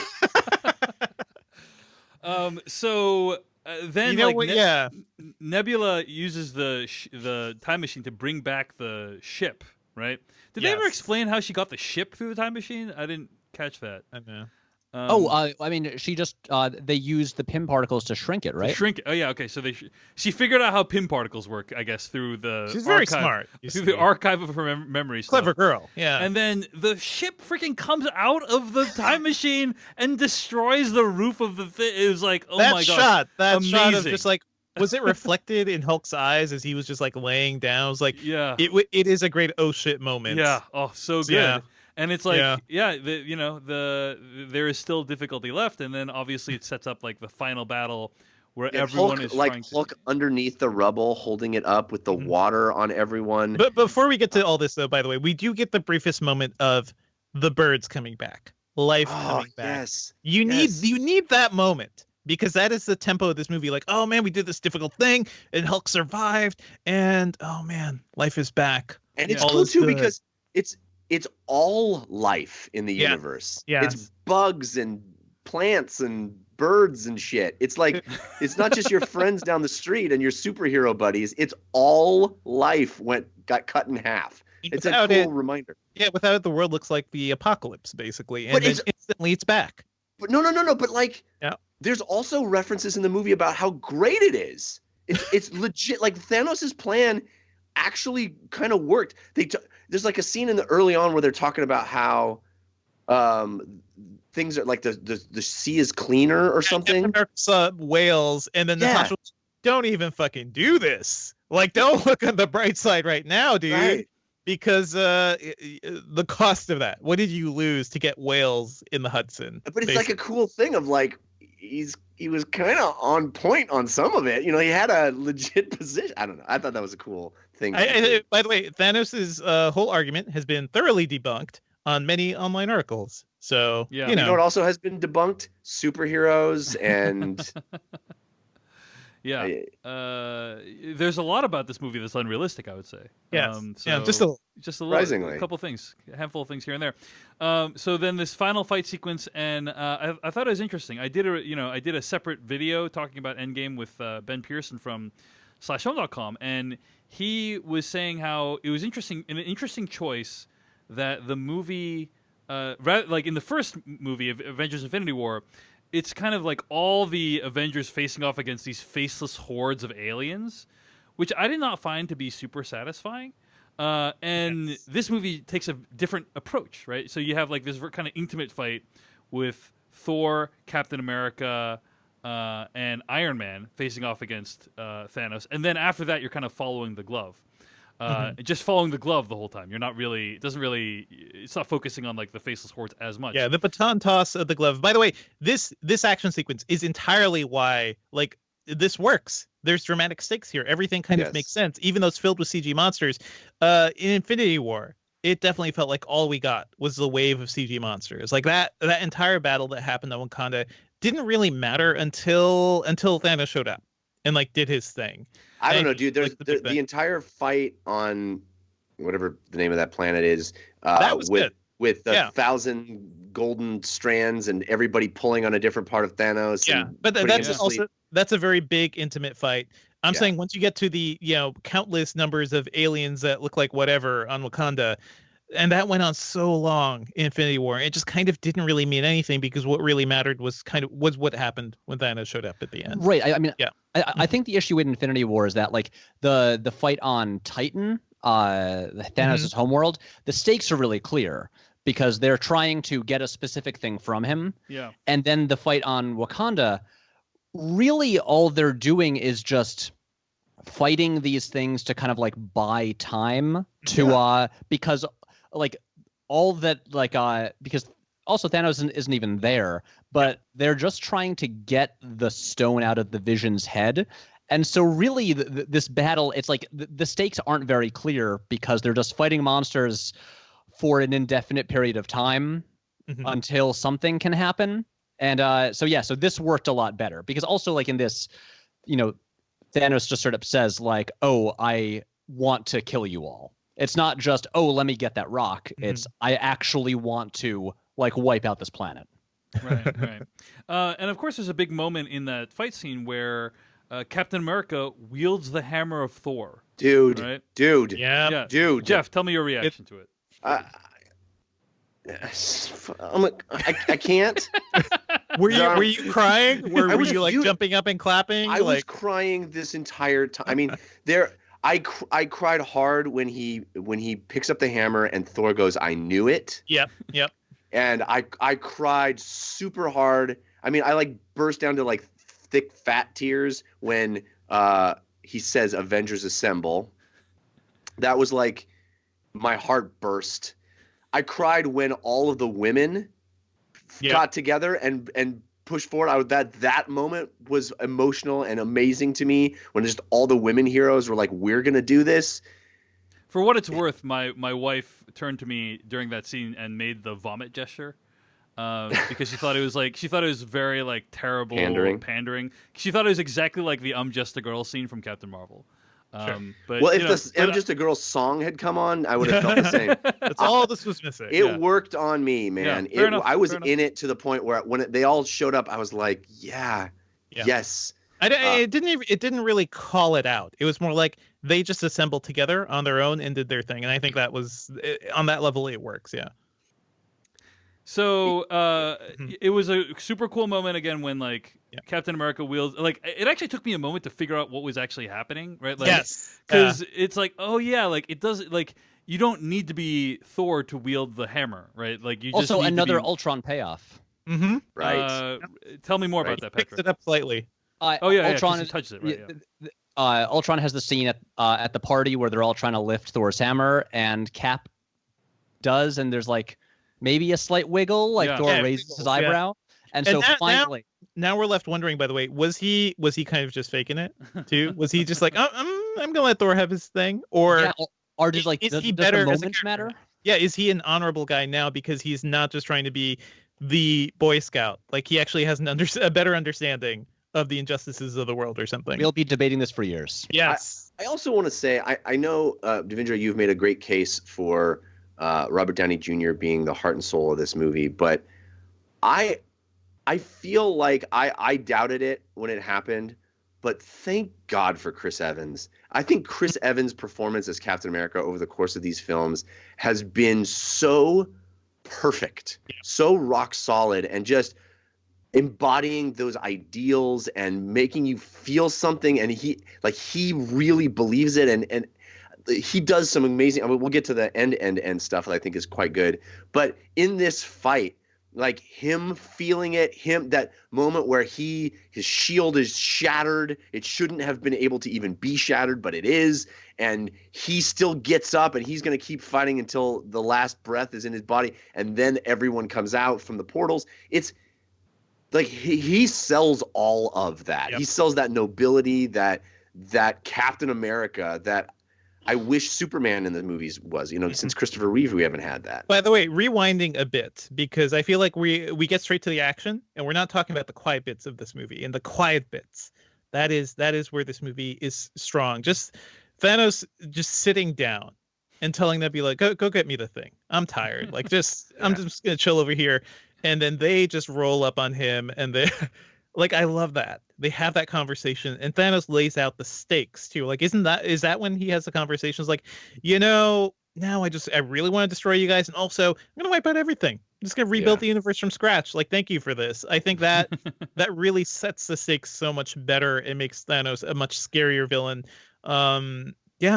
Rather than this like arbitrary, let's just wipe out half the world, I guess, or half the universe. It really raises the stakes there. Yeah. So go ahead, Patrick.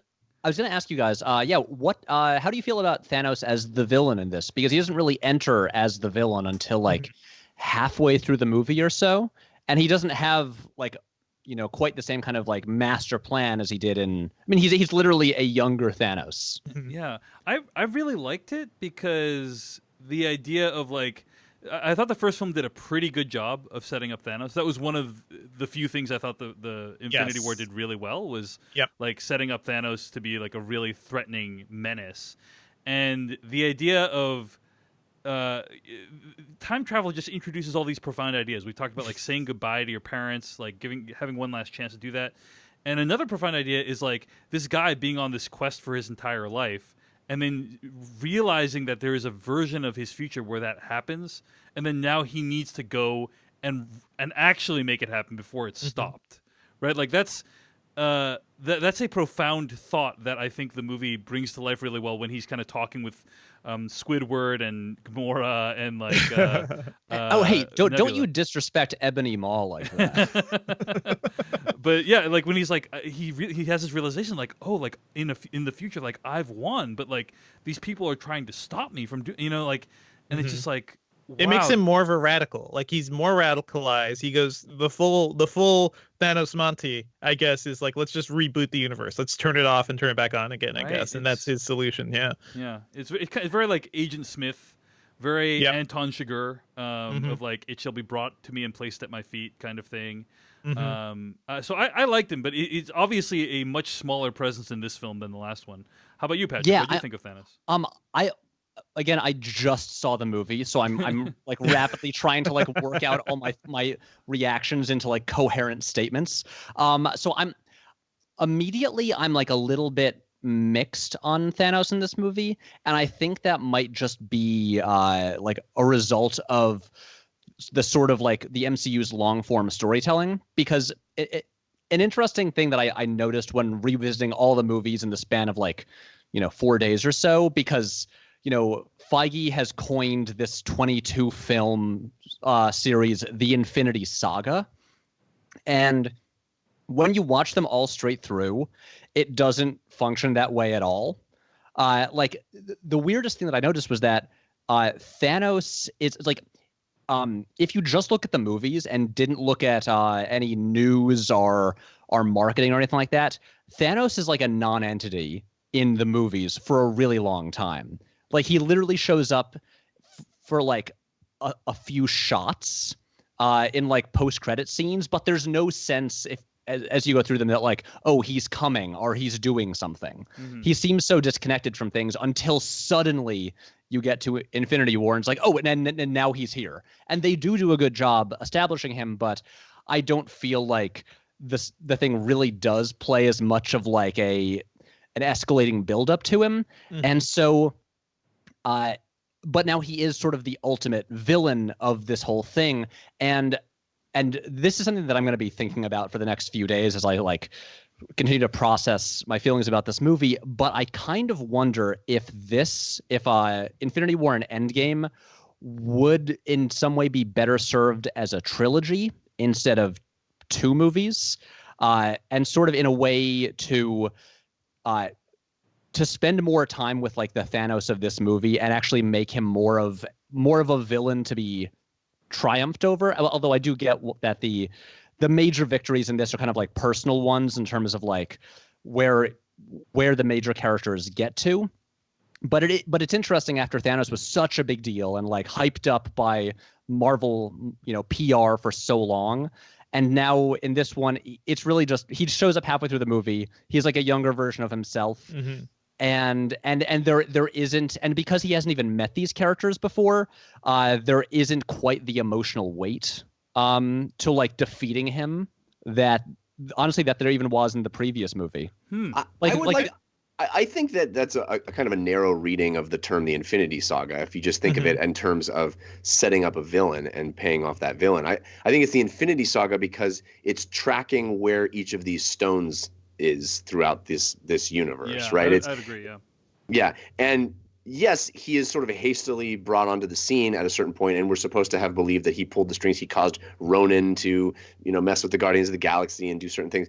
And I think that's all, obviously they were not thinking they were going to be able to even make these movies for quite a long time and then, kind of retrofitting it in.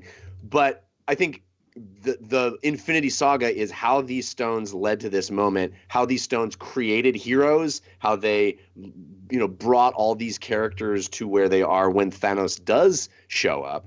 And I found him to be impactful in his short stage time in this film because of how he's able to go toe to toe with quite literally all of them at once. And like he's just such a potent force. And Josh Brolin does such a good job of like not twisting the mustache, not overplaying and shouting all the time. He's just a confident. That's what makes him, I think, so terrifying. He's overconfident. I think that is, by the way, I guess his downfall too, right? Because he thinks, oh, I know everything now. I kind of know how the future's going to end. I know. Maybe he has a better sense of who these characters are too, because he has some details. Yeah, right. Yeah, I'm inevitable. Exactly. I mean, I think Brolin's great, and I think he is obviously like a great physical threat. But there is just like in the previous movie, that Thanos had murdered Asgard, and like he had defeated more of a the Hulk. He'd done a lot of things that exactly. By the way, it was a lot of things that were done really quickly at the first 5 minutes of Infinity Wars. Yeah, Asgard was off stage basically. The Hulk fight was impactful, but was very fast at the beginning. It was, but I'm just saying in this one. Yeah, just in this one. This Thanos doesn't really have an emotional connection to pretty much any of the Avengers. Yeah. And again, I'm trying to sort through these thoughts right now. Yeah. But I'm wondering if at least for me, this ultimate victory would have hit harder if there was that connection that the previous Thanos had. Yeah, Ryan Martin in the chat room agrees with your point. He says the Thanos of Infinity War definitively won. He didn't even care that Thor killed him, and so it's definitely a different character. And I think the movie even comments on that when Scarlet Witch comes back and is like, "You took everything from me," and he's like, "I don't even know who you are." Like, I can see your point, Patrick. I don't agree, and it seems like the rest of us don't really agree. But like, I think it's a totally legitimate reaction to the Thanos of this movie. We have a ton more to get through, so I think we should leave that there. But the huge battle that ensues, there's a lot of really great moments within it. Valkyrie riding a Pegasus. Tony Stark and Peter Parker reuniting again. You think that Pegasus was hanging out on that island the whole time? Yeah, just chilling. Totally. Peter, I think just like. Go ahead. I was just gonna say, I think just the initial reveal of Doctor Strange's portals beginning to open, and then more and more of them until the camera pulls back, and it's just the sea of portals as like the entire Wakandan army comes through. Just like everyone is there. Like I thought.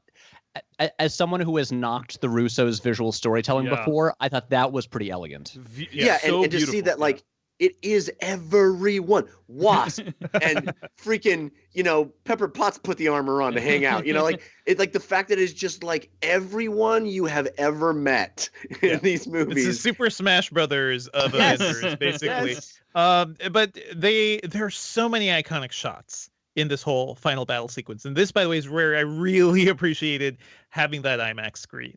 Because there are more time portals. There are like the cliffs seem bigger. I think there's a shot where it's like behind Captain America, him looking out over the distance of something. Like there are just so many great iconic hero moments that really sell the scale of everything that's happening. And I think that's not something we always get to see in superhero movies. And I kind of love it when that happens. Having that scale on IMAX is certainly good, but I think they also just did it very well. It felt very comic booky in ways that we don't normally see in films, I think.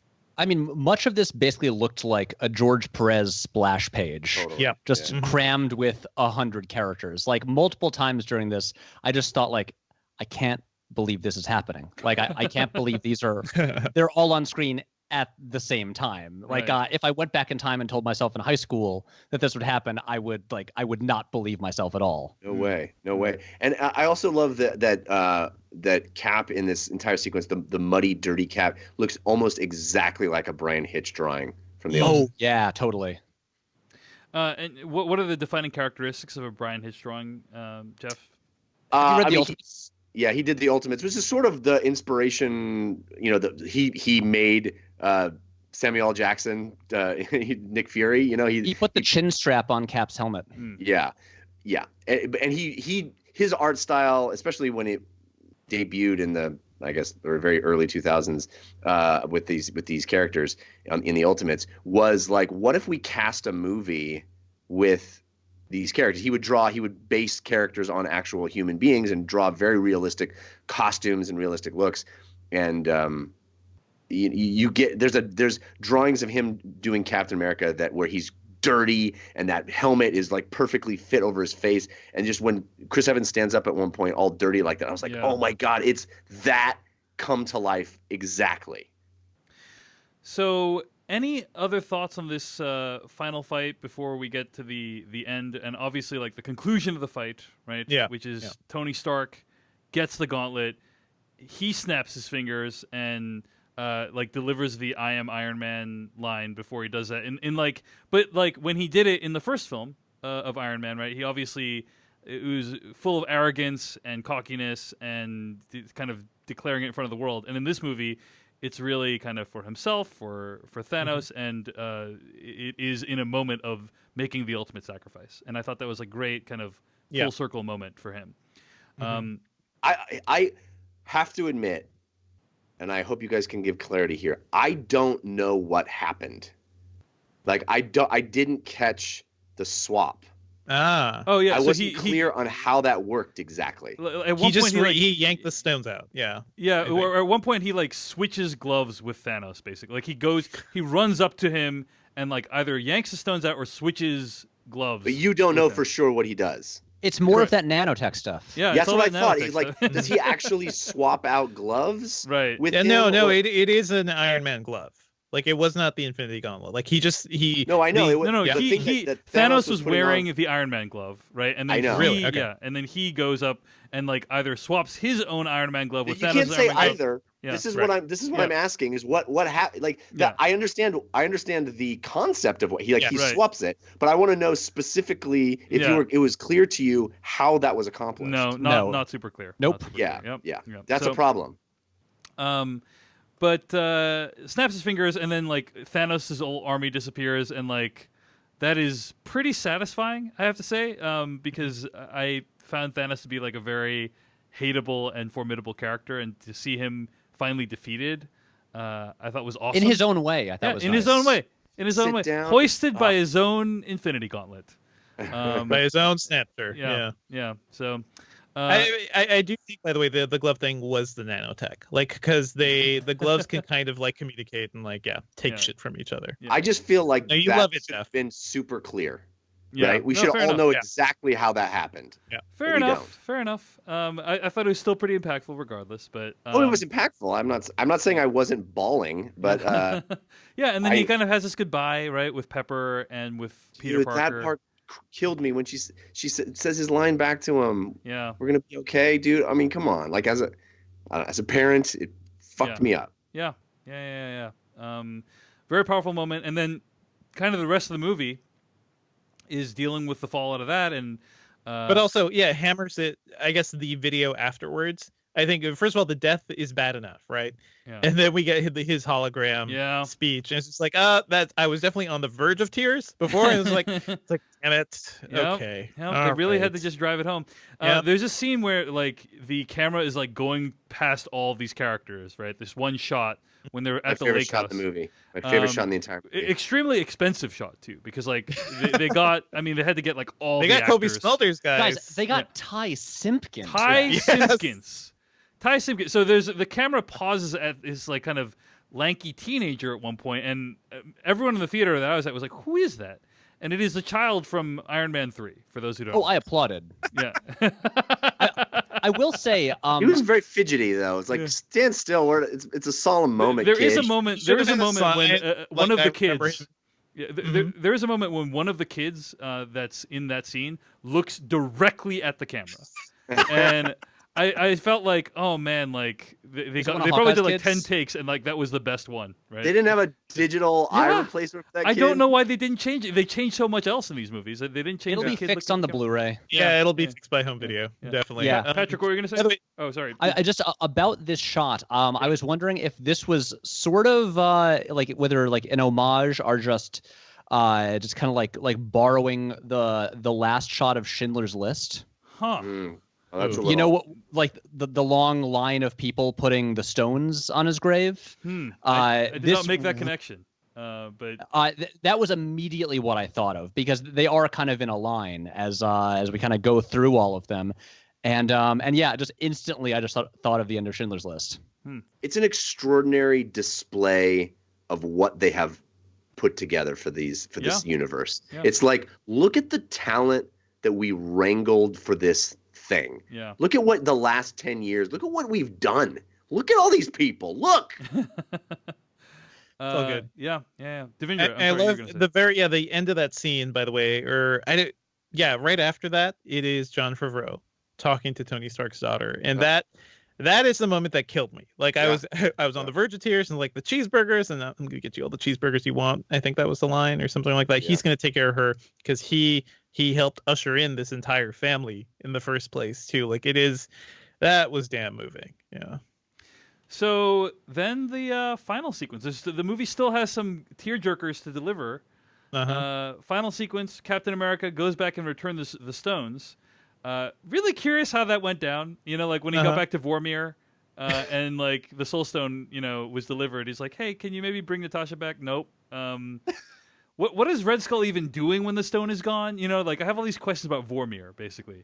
But also, why is Red Skull stuck there forever? Yeah, like he's just chilling. His soul is stuck there. When the stone is gone, he's just chilling there doing nothing. Is that what like he's just wandering the earth? A fate worse than death. Yeah. Anyway. And then he's sitting there going, "Does anybody want to know how this, the deal that you strike to get us? Nobody. I'm here to tell you about the deal that you need to strike with the stone. You must lose a soul for a soul. Anyone? Okay. He needs a podcast. That's what I have one fact I need to relay." So Captain America goes back in time, and just stays back and like ages, and then presents the shield to Falcon. Right? Did you guys expect that coming, by the way?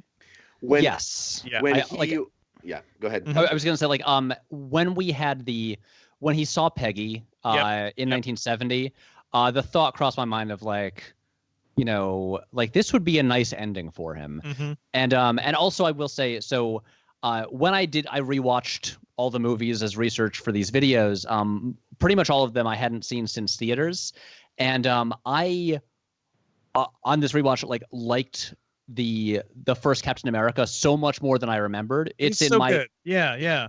It's in my top 5 MCU movies, and as much time as these movies spend with like Steve and Bucky, I care more about Steve and Peggy's relationship than just about any other relationship in this series of movies. Did you watch Agent Carter, by the way? I did. Yeah. Also, we got James Darcy in like one shot, and I was so happy to see him. But finally, bringing back the relationship that I think really matters in Steve Rogers' life. Yeah. And ending on that note, that was the biggest payoff of this entire thing. It's so fitting because he what does he have left in the modern world, really, right? Like they saved the universe. The world's probably going to be fine. He knows Captain Marvel's out there. He knows like there's a whole batch of superheroes who can help. His time to reclaim his life, I think in a way he's earned it. If anyone's earned it, he has. Yeah. I was also really wondering if they were. I kept expecting, after he like did the jump into time, I was so sure Hawkeye was going to quote Point Break and walk away and say he's not coming back. Yes. Yeah. Yeah. But I think Devindra, were you the one asking the question about like, do you see that coming? I definitely saw the Agent Carter thing coming. Didn't see the Anthony Mackie taking on the Captain America shield coming though. Oh yeah. Because like I'm curious like how that's gonna work because he doesn't have like powers, right? So it's been done in the comics. Yeah. How did they figure that out in the comics? The fact that he doesn't have powers though.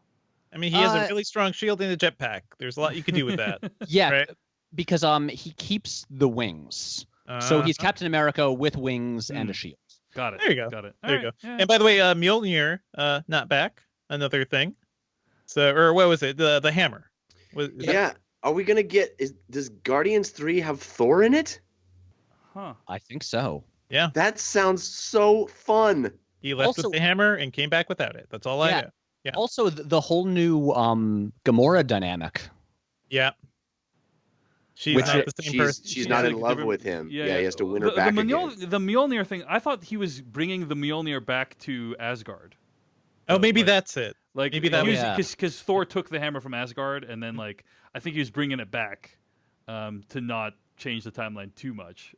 That's true. That's true. He had to have brought it back. Yeah. Like there was no way to outdo that. Yeah.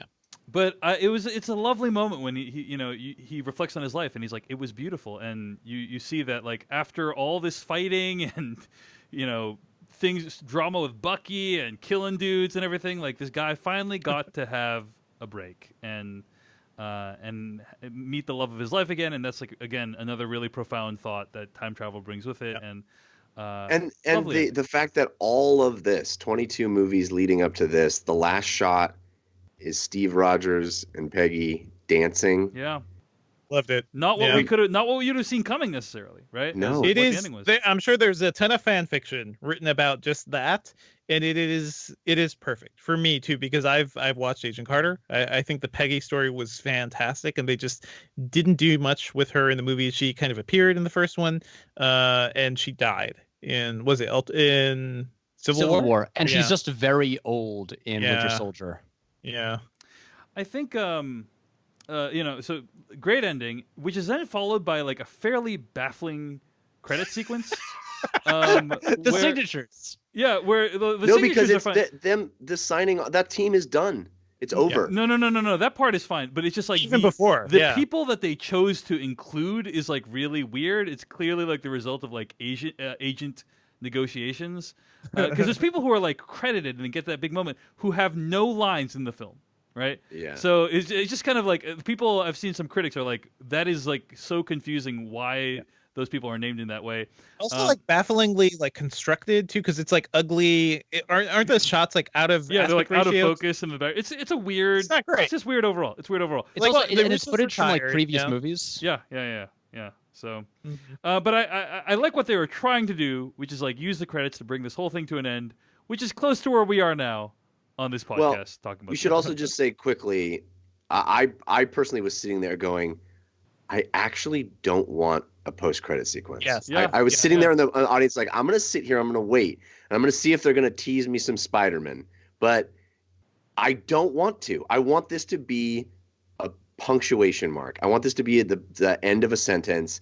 Let it not have it for the first time. Let there not be a so-and-so will return. Let it just be closing the book. And they did. And I was so grateful for that little thing. There was a sound. Because I say I thought it was a tink, tink, tink, and I thought it was going to be Morgan Stark in the garage building an armor. Yeah, no, I think it was very clearly meant to be Tony Stark in the cave, kind of forging the first Iron Man suit. That's my. But it would have been cool to have it be Morgan Stark in the garage. Fair enough. So, when that happened, or like when we were like exiting the theater, a guy in the row behind me, I just heard him say, "Well, now to spend 20 hours on the internet finding out what that clanging was about." Well, I just cracked it wide open for you, Patrick. Yeah. I think Patrick, it was your job. We need a video about this. I think it was an homage to their beginnings of like forging the Iron Man suit, but also like forging the franchise. And I thought it was a nice subtle move. But people who are expecting a post-credit scene will feel disappointed. And there should be there should be PSAs everywhere. Like, go pee. Just go pee. Yeah. Don't sit through the credits. Don't even sit through the I'm sure people will want to see like the video bits, but not even worth it, really. All right. Well, I mean, we've been going for 2 hours. There's probably more we could say next week. There's not going to be a normal /Filmcast episode next week. There's probably going to be a further deep dive into Avengers. So stay tuned next week to hear what that's going to be. And actually, I should point out this episode's recording early. So like next week, there's going to be no episode. The week after is what I'm talking about. All right. Yeah. But there's going to be more Avengers talk on the next episode of the /Filmcast. I predict. Don't know exactly what form that's going to take, but we are not done talking about this movie because there's just so much to discuss. But this has been really fun, guys. I appreciate the conversation, and I'm glad we got to go through a lot of this MCU journey together. Definitely. Yeah. Dave, like you and I, we were sitting like lives ago in Massachusetts watching the first Iron Man. Yeah, I think we saw the first Iron Man together. We did. We did. We saw it in Hadley, Massachusetts, right near our college. and you were visiting, and you were, I think, in school at the time, like in grad school. Yeah. I was still working in IT. Like our lives were completely different. Things have changed. There are new humans in our lives now. Like it's so different. But yeah, it was fun going on this journey, guys. Yeah, it's been fun. One last little point to that end. I am of a generation of comic book readers. I think that sort of like the peak was that like late 80s, early 90s, you know, and I feel like the people in control of the Marvel Cinematic Universe are kind of my generation, right? Like the Infinity War or the Infinity Gauntlet and then the Infinity War was kind of like the defining crossover of that era that felt huge and impactful and cool. And these versions of these characters were that. And I feel like people my age and a little older are now parents, you know, and I feel like that is reflected in this movie. Yeah. That it's really about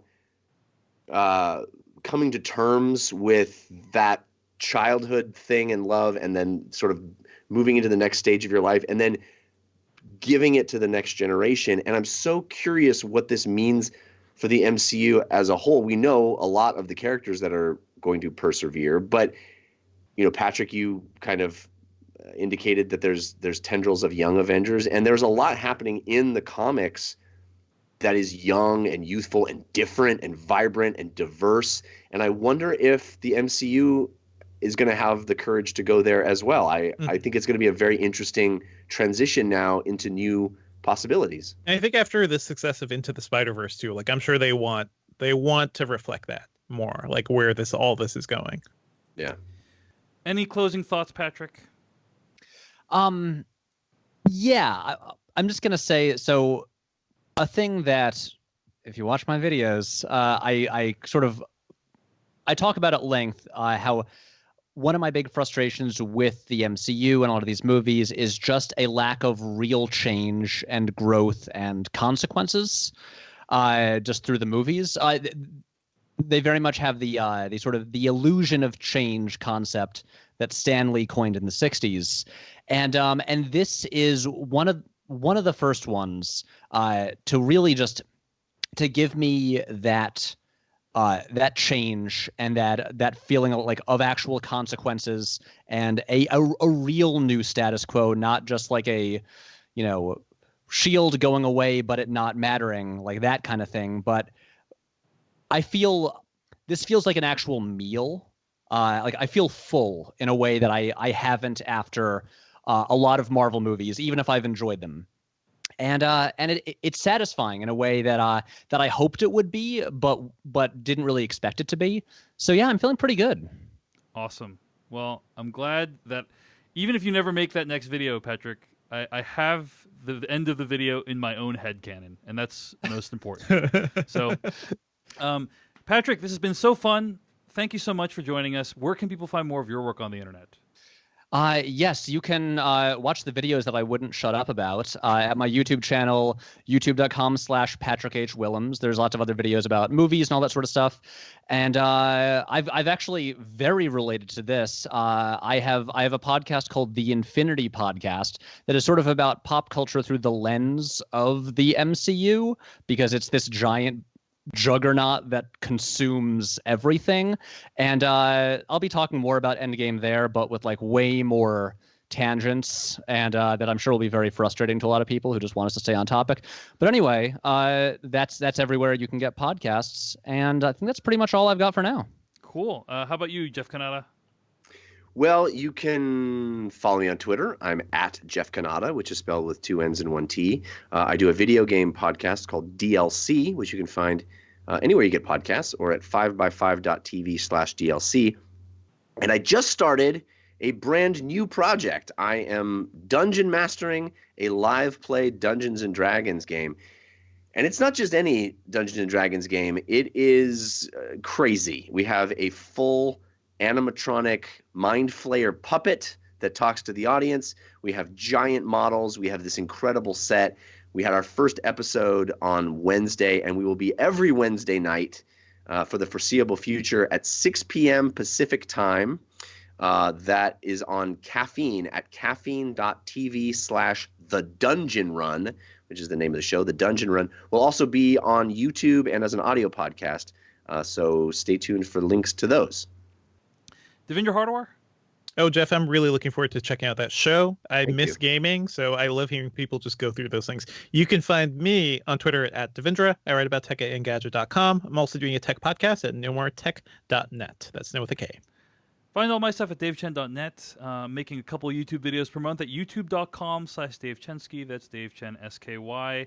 There will be no episode of the Slash Filmcast next week because we will be off, and we recorded this one early. The week after that, there's probably going to be more Endgame talk. In what form, I'm not sure, but I have a feeling there's going to be a Slash Film Daily crossover for that one. Find more episodes of this podcast at slashfilmcast.com. Email us at slashfilmcast@gmail.com. This episode was produced by Beatty Zhang. Thanks for listening to the show. We'll see you later.